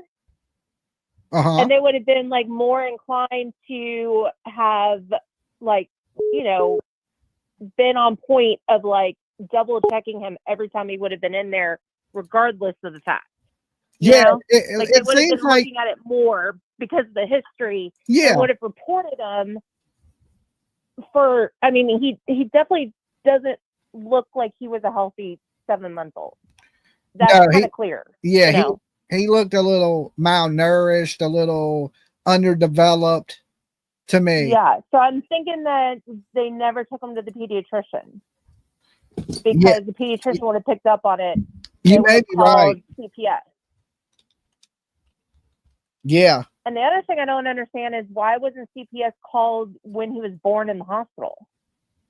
And that's my thing. He shouldn't have never been around that baby. Felon. Yeah. I agree 100%. That this kid should not been in the custody of these people to ever happen. This could have been avoided. Yeah. And do we know what Vanessa, the mom, was charged of? Because you had said that they both pled guilty. We only know what Jake was accused of. Do we have any idea what her sentencing was? I'm thinking, and why does she still have kids either? I don't know. I mean, I don't know. Maybe she took a plea deal. Yeah. I don't know. I'm assuming she was charged with a similar thing than him, the unwillingly child abuse charge. It just all kind of doesn't make sense. I feel like a lot of this would have been preventable. Mm-hmm. If legal action would have actually paid attention to this. The chat's saying she got the same charges as him. The ex-wife did 140 days, I heard, is what one of the people in the chat are saying. I heard he did like 170 days. Have custody of the children? That I don't know, because sometimes when you get out, they do home studies and visits, and you can try to get your kids back. They even give kids back to junkies. How do they have the kids? It blows my mind. But California is so lenient on the laws that if you want to be a criminal, you need to live in California. Yeah, I just feel for this guy, but I meant for the baby, not for Jake. Yeah, Things like that. you would That's for the never, baby. you would never get away with that here in Virginia. They'd already be in jail. They've been under the jail. Yeah. So this is a, you Just know, my 2 cents. I just think that with the grandma saying that, it all just in my brain was like, all right, something's not adding up. He definitely doesn't look like a 7-month-old. yeah, I didn't think so either. I thought way underdeveloped. Developmentally. Yeah, but people are saying the average kid that age is 21 pounds, 21 to 23 pounds. And I was like, yeah, I thought most 7-month-olds were a little bigger than that, but I'm not an expert. So, I mean, I was a tiny kid. I didn't pass 30 pounds till 3rd grade. So okay. I looked like a malnourished kid. But developmentally, everything was was fine. totally fine. What happened? I just was a tiny kid. No, I'm talking about with you now. you said, I'm just joking. Well, now I work in like nutrition, like infant nutrition. Okay, and way smarter than me. I was just or those that are like under the curve. So like I see this on a daily basis, and I know that it's just not adding up. Okay. At all. All right. Well, look, You know? hey, I appreciate you calling in. It was good talking to you. Thank you so much. All right, you be safe. Peace. You too. Bye-bye. All right, guys, you know I got jokes with me, right? I was like, well, what happened to you? Dolly. Dolly, James in Alabama again. How you doing, buddy? What up, James? Hey, look here, man. On the first baby, I heard you talk about he done all that stuff too. Down here in Alabama, when that baby was at the hospital, the police would have been there and got that dude, and he'd still been in jail. He wouldn't have been, he wouldn't have left that hospital. Yeah, the dad wouldn't have left the hospital, man. Here they would have showed up at the hospital and took the baby. You know, even if he they was in would've jail, they would have took the baby. He wouldn't have had another baby in his custody. That's for sure. Right. They would have got the baby from them then. And the dad, he would have been in jail also down here in Alabama, man. But I just wanted to let you know, man, we appreciate you. Happy birthday to you and PJ. Thank you. Man. And talk to you later. Get the mother called. All right, peace. Now let me tell you something about Alabama. All right, you do not want to play in Alabama right now. The last person they executed in Alabama, they executed him by the gas chamber. Okay, nitrogen gas is how they executed the last person in Alabama. You go playing around in Alabama if you want to, right? When I heard they give people the gas chamber in Alabama, I was like, well, yeah, I don't even want to go to Alabama anymore. We might have to skip over that state, right? They ain't playing, right? That's capital punishment right there. Okay, and I think that's what should happen. If you start bringing back the gas chamber, that is a slow, horrible, choke to death kind of death. Okay, you ain't just dropping out quick. You slowly, and I mean slowly and miserably and painfully dying. Okay, that's shit. Like, damn, you might as well feed people to the lions and roam. Alabama ain't no joke, but I respect that. You know why? Because they're trying to stop crime. You want to stop some crime? You make the consequences so bad that people are like, oh hell no, I'll leave the state before I commit a crime. Baby had brain damage from being shaken, possibly, but how did it get its skull cracked? You can't crack a skull from shaking a baby. All right, let's open the phone lines back up and let's stay away from Alabama because they will gas chamber your ass. All right, nobody want that. All right, like, good Lord, I would like to attend one. Right, and I know y'all think that it's sick, but I hate criminals. Dolly. Hey, Dolly, Margot from Florida. What's up, I have Margot? a couple. Nothing much. How are you guys? Doing all right, not too bad. So the lady that was talking about the doctor thing, I agree with her. The only thing I remember the sister-in-law talking about how, she tried to come to the defense of the parents and was like, you know, the baby was slow on a few developmental things, but that the doctor had supposedly said outside his eye he was fine. Remember, Mhm. she said something to that effect. So, but I'm not sure. I'm not sure he's been to the doctor, and that was off. But yeah, my first thought was I didn't know till someone said it earlier on a call if for sure the lady at the football field was the mother that had the child with him before that had been injured. Mhm. First of all, if another adult had those injuries, just let's talk about that for a minute. If another adult had those injuries from that man, what would they charge with him with? Attempted murder. It would exactly. So why not a child? I don't know. So that just boggles my mind. Like, we need to start treating these children like human beings, and if that's the kind of Amen. damage he's inflicting on a child, if that was an adult with those injuries, he would be in jail for a lot longer than he was. And then with the point of the mother being on the field with these children, so now she's not with him. Mhm. They've served their time, yada, yada. Maybe she was lucky enough to get out, you know, but why is she staying in contact with him and allowing him around these children? I feel like that is an issue to even start with. Like, the fact that they're at this football game, seeing the other children, when that mother already knows how he is and is going to still like include him and allow him around her children, that just speaks volumes. And I don't doubt that the new wife is like battered and, you know, abused. Mhm. However, what I can't, she's claiming like she doesn't remember a lot of things. Why did I don't buy her story. I really don't. Even the way she told it in the moment, it made my stomach turn. Just something about it. I almost feel like I don't feel bad for her in a sense if she made that up, because she's bringing in other people saying someone said hola and all this stuff, and it's like you could have just said you don't remember anything and stuck to that story from the beginning instead of now trying to have someone, we know like the climate in this country right now, to even just say that, you know, it boggles my mind. Like, yes, you want to say my child was taken, but why, if you're making it up, why include that? Like, you Yeah. don't have to, you can just say I got knocked out, I don't know what happened, I never saw the person. Why even include that little bit of advice? And I feel like she's almost compliant. Is she also a victim? Can both be true? Yes.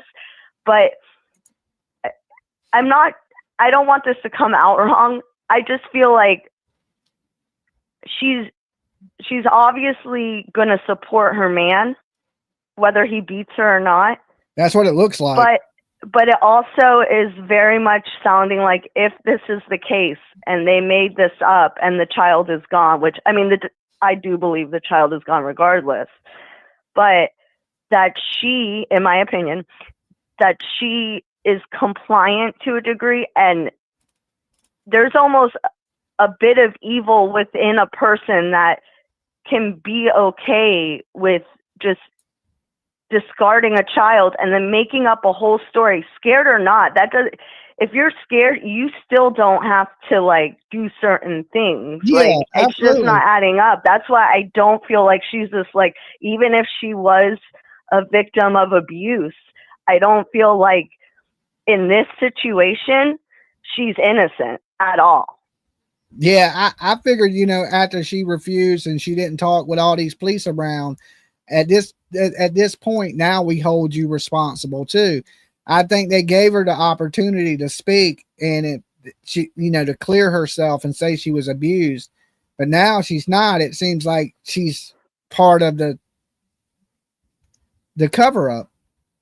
Yeah, A big part of it too. A big part of it, because she's the one lying. He's not really. But I saying feel like anything. there's no guilt. There's no, like, where is, as a mother, like, where is your, I get being scared and doing something, but to act the way she's been acting, and even like it even goes beyond the giving her a chance. Like I can't wrap my head around it. I really can't. You can be scared and do what he says and still like be worried about your child. I don't know. Yeah. I'm not getting that from her. I'm not getting any guilt in the Or way remorse. like No guilt. remorse. That's Yeah. the word. Thank you, Dolly. Yes, Yeah. remorse. There's no remorse, I don't feel like. So to some degree, I question her motives and everything about it. So Yeah. Well, they don't got long. I'm saying within a few, we're on arrest watch right now because they can get arrested at any moment. We just don't know. So I'm trying to be here for it. You know, since I followed it from the beginning, I like to follow things like this to the end, and it's coming. Hey, I appreciate you calling. It was great talking to you. Absolutely. I've been following it only from you. So I was here from the first time to now. So thank you for keeping us informed. All right. Peace. All right. Bye-bye. There's a lot of good people covering this case. There's some not so good, but there's a lot of cool people that are out here trying to do the right thing for Emmanuel Haro. And, you know, just recognize the real ones and stay away from the fake ass people that look like corpses and wear too much makeup. Okay. And you'll be good. You know, if you see a man with way too much makeup on, be like, this is who Dolly warned me about. Let me click off of this. All right. If you see a man that looks like a dead corpse, all right, with hair plugs and way too much makeup, tune off. Okay. Unsubscribe. And you'll be like, oh, now I know who he was talking about. This must be it. Right. Don't sub up them fake channels. Don't watch that shit. It's bad for your health. Okay. It's bad for your health. Yeah, we're on, like, you know, usually during a trial, we on verdict watch where, you know, we just wait to see when the jury comes back. And somebody said, and Bullhorn Betty. Bullhorn Betty ain't that bad. Okay. She's bad, but this is even worse than Betty. All right. Even worse than Betty. And it's hard to say that. Okay. If you worse than Betty, that shit is bad. So we're on arrest watch. All right. When are these people going to jail? I'm ready. I'm ready to do my happy dance that they finally lock these people up, right? Because that's where they need to be. There needs to be some justice for this young man, right? Young baby.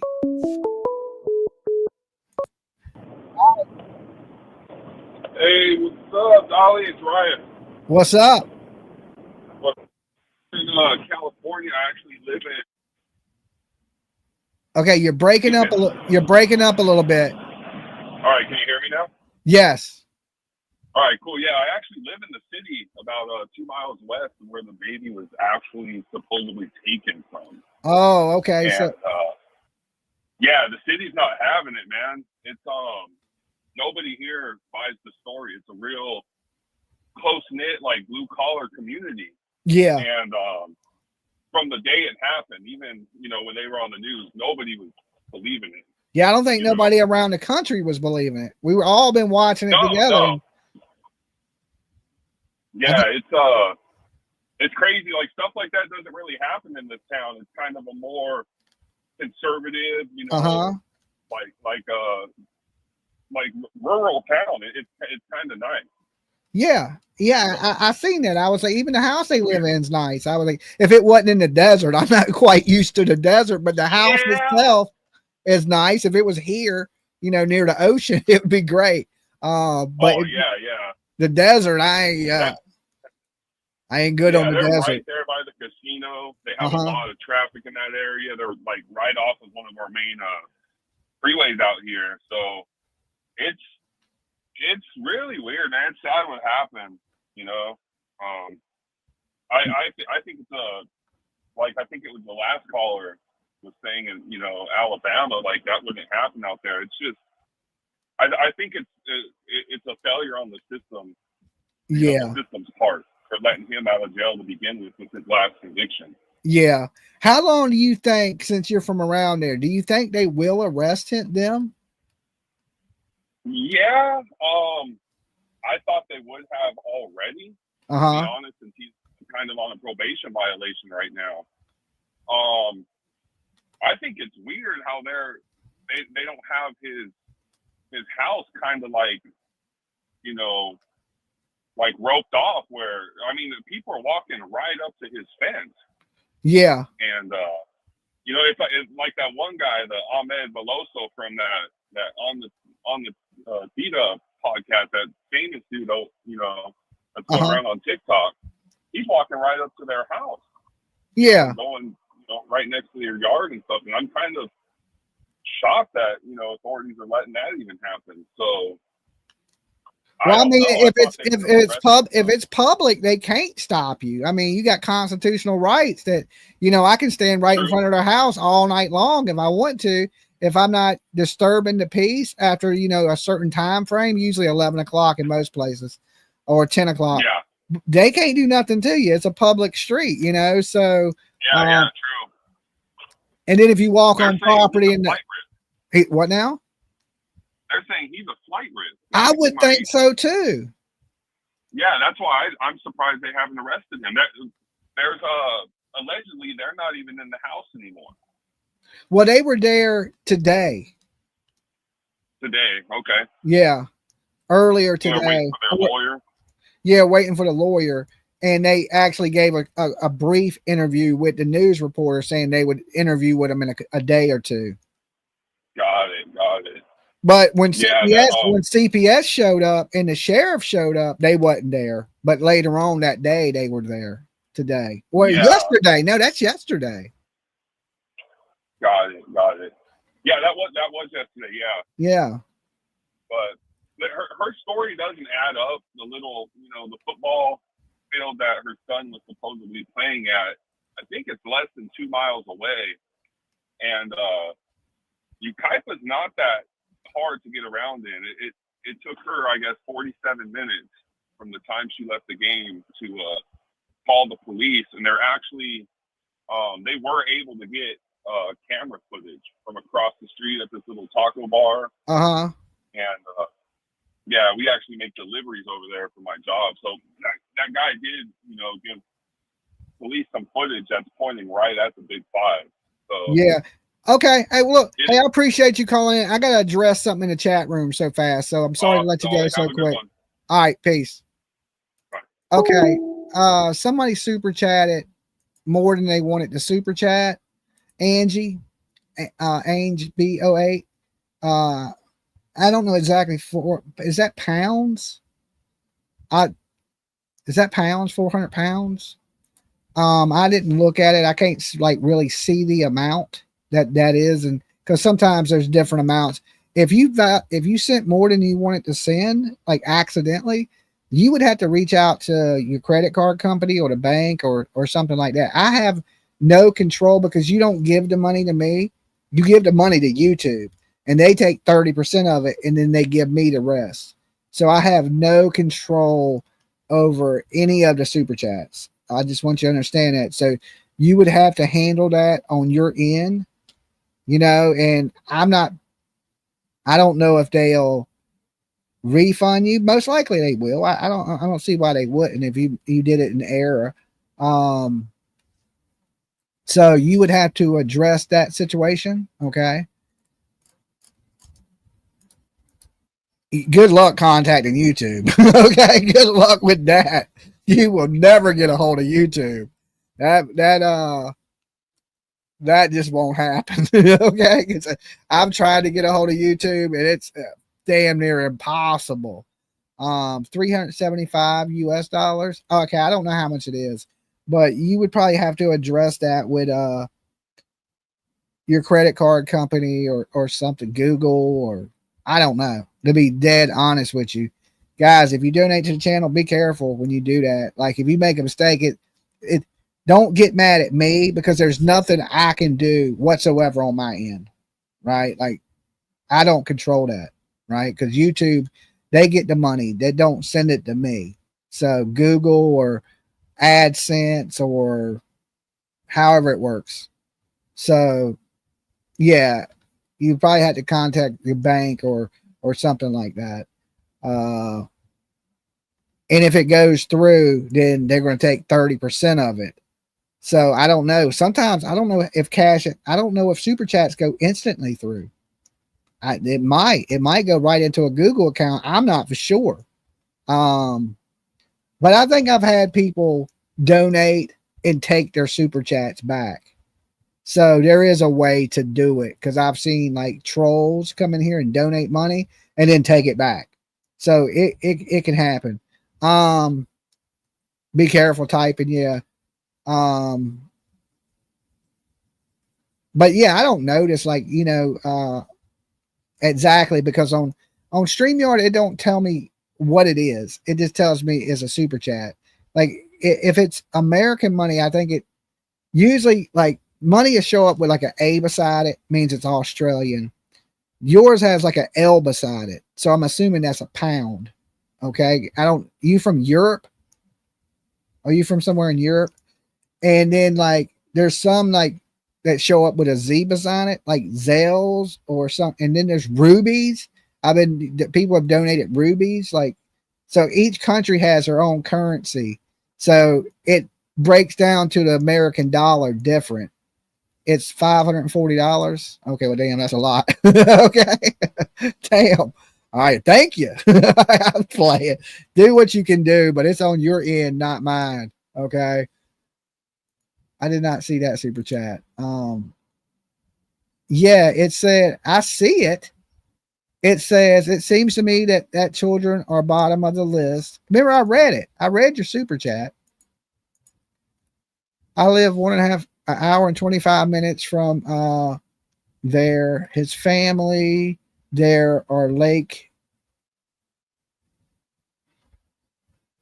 Eleanor area. I think that's right. Okay, I don't want to murder it, but let me open the phone lines back up. I just wanted to address that because I don't want you to feel like I cheated you or something, and it ain't got nothing to do with me. Dolly. Hey, Dolly. Hey. I was looking up the death row for 2024 and 2025. Uh-huh. And in the U.S. in 2024 was 25 people executed. And where was it? In the U.S. in 2024, there's been 25 executed. They probably all deserved it. And in 2025, there's been 28 executed. Okay, so in the United States now. Oh, okay. So 28 this year and 25 last year. Yes. And then in Texas, we have 2 that's coming up right now. Both of them is for babies under, well, one was 13 months and I think the other one was 2 years old. And I think the 2-year-old, Robert Robertson, he is the next one up for death row, and he is the first ever to be sentenced to death for shaking baby syndrome. Oh, and when does he get executed? In August, I believe. I mean, October, or something's coming up in August and October for him. But the officers in that case have went for his defense because he's saying that he didn't do that for the baby shaking thing. So they're almost testifying. So I think he's going to get off on that. They pulled him at the last minute from death row already. Yeah. So there's something about that one, but he's the first one ever gone up for shaken baby syndrome. So there's never been really anybody executed for that yet. Oh, well, that's a shame. I mean, if you hurt a baby, your ass needs to be, the whole sitting on death row for 20 years, it's always aggravated me. It's like, if you're put to death, why do you live most of your life before they even execute you? I just can't see living my life like that, and dying in a place like that. I wouldn't want to either. I definitely wouldn't want to, but I think it should be 3 years. If you get the death penalty within 3 years, they should execute you. Yeah, I think they give all that stuff time to the appeals. Yeah, I know. And, yeah. And then they wait so long that the state does away with the death penalty, and then they all get life in prison. Yeah. Hey, y'all leave this door closed. My kitties are getting outside. All right. Well, I'll talk to you All later. right, thanks, Dolly. Just thought I'd let you know about that. All right, peace. I would think we executed more people than that. But yeah, we be giving people too easy of breaks and letting them get away with horrible stuff instead of, just getting them off the planet. Living in a 9x13 is luxury to victims 6 foot under, right? Wouldn't you rather be alive than in a box in the ground? I think so. Even on death row, you get to watch TV, you get to communicate. If you like men, you get to have relationships. You know what I'm saying? If you get to play games, you get to play cards, you get to eat snacks, you get to play music, you get to play chess. I mean, there's things you can do. It sucks, I'm sure. But in 2006, California stopped the death penalty. And California has the worst of all of us, right? They got so many serial killers and crazy ass people in California. 2K likes. Thank you guys so much. You're awesome. Prison, do that too, Dolly. You might get your vacation after all. LOL. What about PJ's vacation? She has one coming up. We're talking about possibly going to the Bahamas during hurricane season. I don't know. We got to see how that plays out. But we're going somewhere for vacation, and we're going to take you guys with us a little bit of it, not all of it, because some of it we got to enjoy. But we tend usually when we go places, we'll do live streams on the way, and sometimes while we're there. But you won't, when we're on vacation, you won't get much true crime. You might, we did a lot of lives. Our last trip we took last year we went to Amish country. We went to Niagara Falls. We went to New York, Atlantic City, and then back. So we did a big circle last vacation. So I don't know what we're actually going to do this vacation. We really haven't decided yet. We've been looking at cruises, and we might still do that. We were going to go to Crime Con, but Crime Con says I'm too controversial. So instead of giving them a bunch of money and paying all, for the plane tickets and the hotels and all that, we could take a cruise to the Bahamas and really enjoy it. 25 only in 2024 across 50 states seems super low. I agree with that. I think it seems super low. Let me open the phone lines back open. And I got about 15 minutes. I'm going to stay here with you guys, and then I'm going to make me some lunch, and I will be back at 2 p.m. Okay, Eastern Standard Time. So I'm going to take me a 2-hour lunch because I've been here with you guys all morning and most of the night. So I'm going to take me a 2-hour lunch, and I will be back at 2 p.m. Eastern Standard Time with anything that happened in this, any updates in this, the news and rumors. We may talk a little bit about Jack and Lily Sullivan, a little bit about Jaden Spicer, just some other stuff we're going to add along the way. Dolly.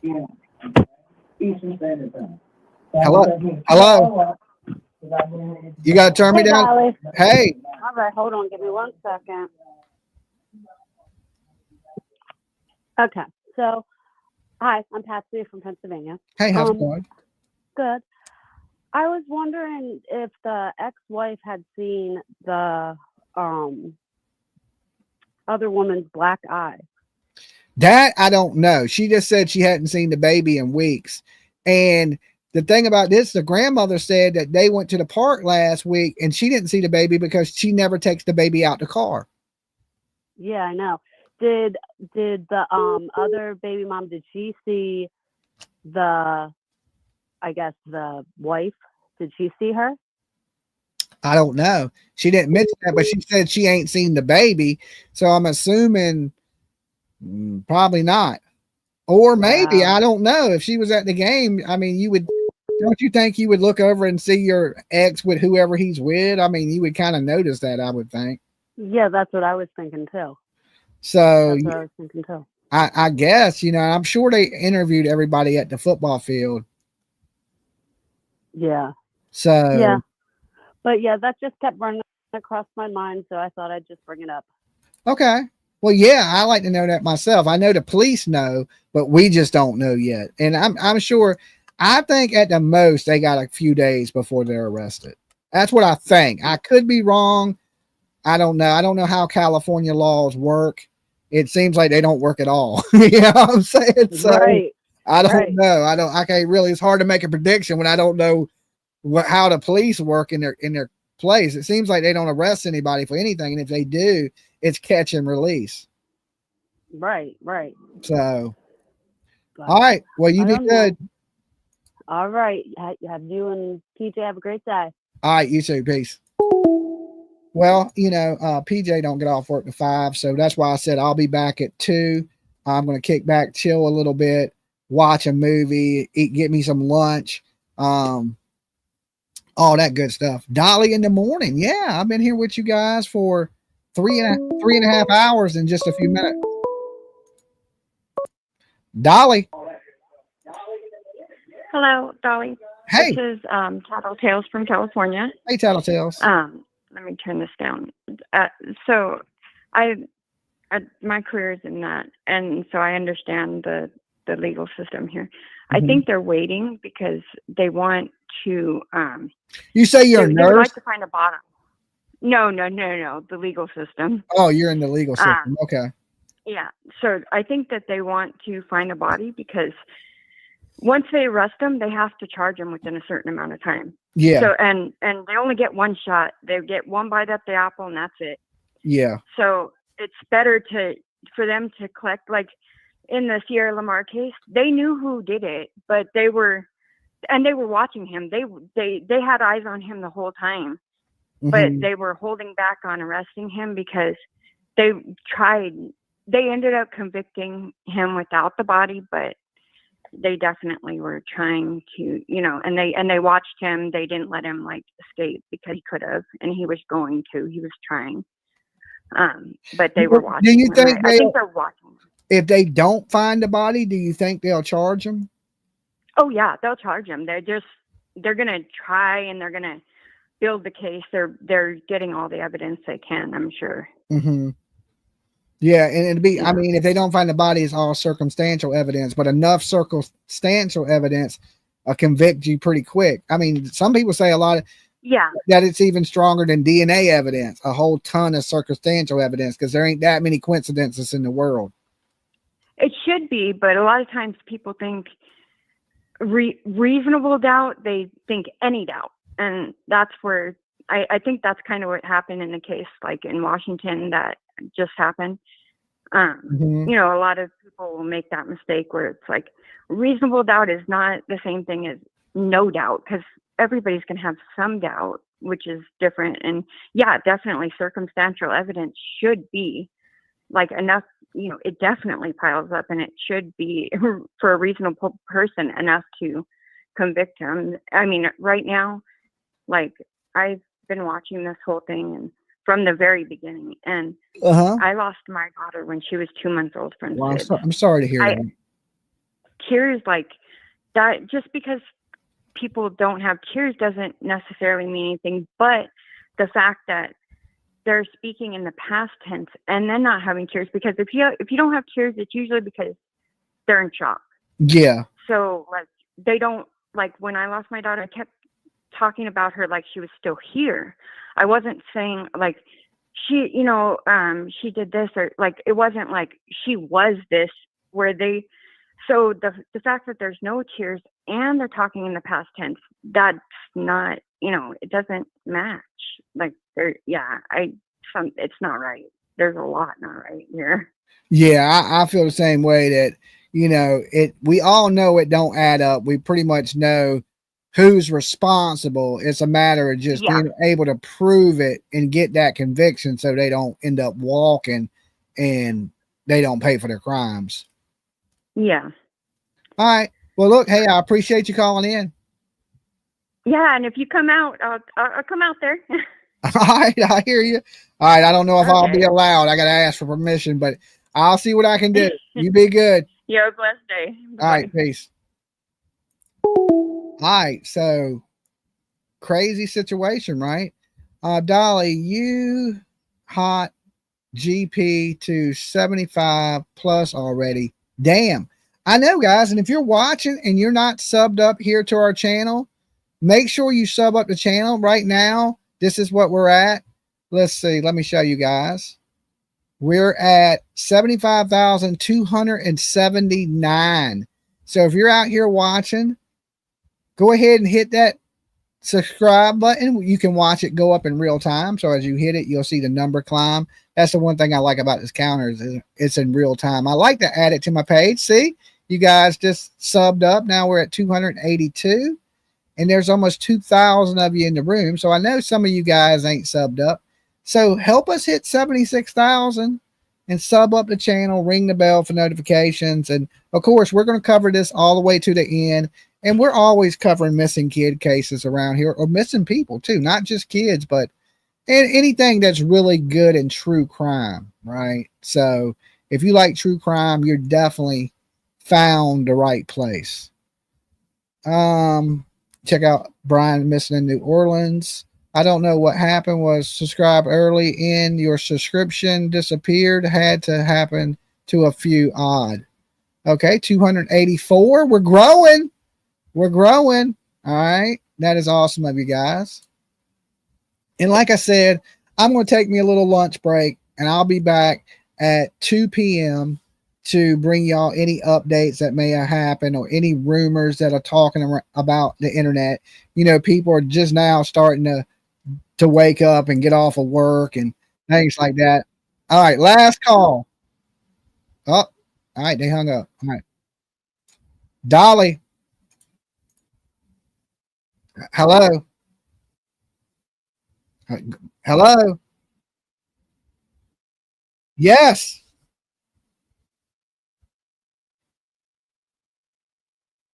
Hey, Sheila. Sharon. Okay. Hey, Sharon.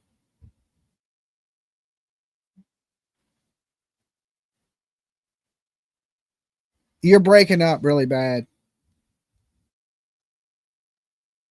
Oh, okay. Awesome. Thank you. All right, hold on. They can't hear you. Let me fix this.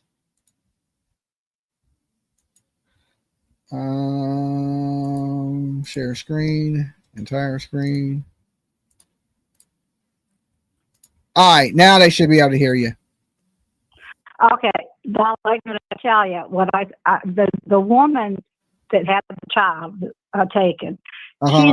She's very abused and it's very obvious.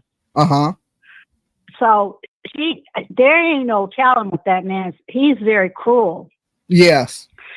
There's no telling what he told her he'd do to her if she didn't do what he said. Absolutely. Yeah, I know she's deathly afraid. I just know it. I can see it. So I just wanted to put my 2 cents in there.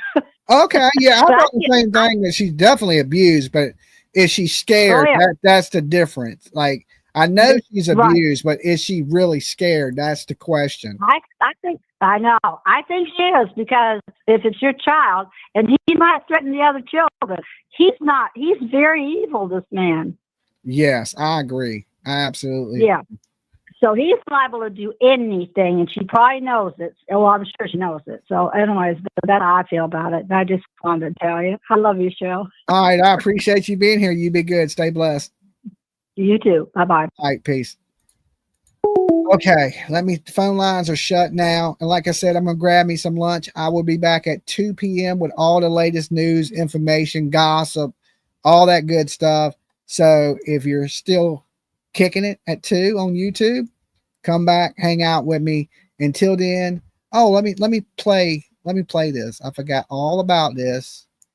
I've been running my soap ads lately, right? So you guys will shop at the merch store so I can pay my damn light bill. Where is the commercial? Okay, here we go. There's 2 of them. Welcome to the wonderful world of Dolly's Luxurious Lather Bars. Some of the best soap in the world. And it comes in some of your favorite scents. Why have ordinary when you can have extraordinary? It's like driving a brand new Lambo down the street instead of an 81 Buick. Made from all natural ingredients, no harsh chemicals, This soap will leave you as smooth as a pimp with a limp. Check it out now at buydollysoap.com. And also, you can save 10% when you use the promo code Wash Your Flaps. Like a pimp with a limp. All right, here's the other one. Hey guys, have you washed your ass crack and your titty flaps today? Is your soap leaving you a little bit dry and your clam just a little bit crusty? If that's the case, you're in the right place. I'm Dolly, the creator of Dolly's Luxurious Lather Bars, the best soap in the world. And I'm here to tell you, your soap ain't shit. It's filled with harsh ingredients and chemicals that you can't even say. Some of it is even made by doctors that ain't even doctors. And let me tell you, this right here, downright disgusting. Your flaps deserve better. Here at Dolly, we take every crack, flap, crevice in consideration. We only use the best 100% all natural ingredients because we care about your lady parts. Every bar is handcrafted by me, Dolly, and we carry some of your favorite scents such as raspberry lemonade, pink sugar, our version of love spell, Caribbean haze, and a ton more. To add the full... Okay, there you go. We ain't gonna play the whole commercial. We just play the half commercial. Make sure you check it out. We got a lot of new stuff in stock. We got the tumblers that I showed you guys earlier. We got new soaps, new lotions. We're working on even more things for the merch store. So make sure you guys check it out. Stay blessed. I will see y'all at 2 p.m. Eastern Standard Time. All right. And just remember this, if nobody else does, Dolly loves you guys. Peace.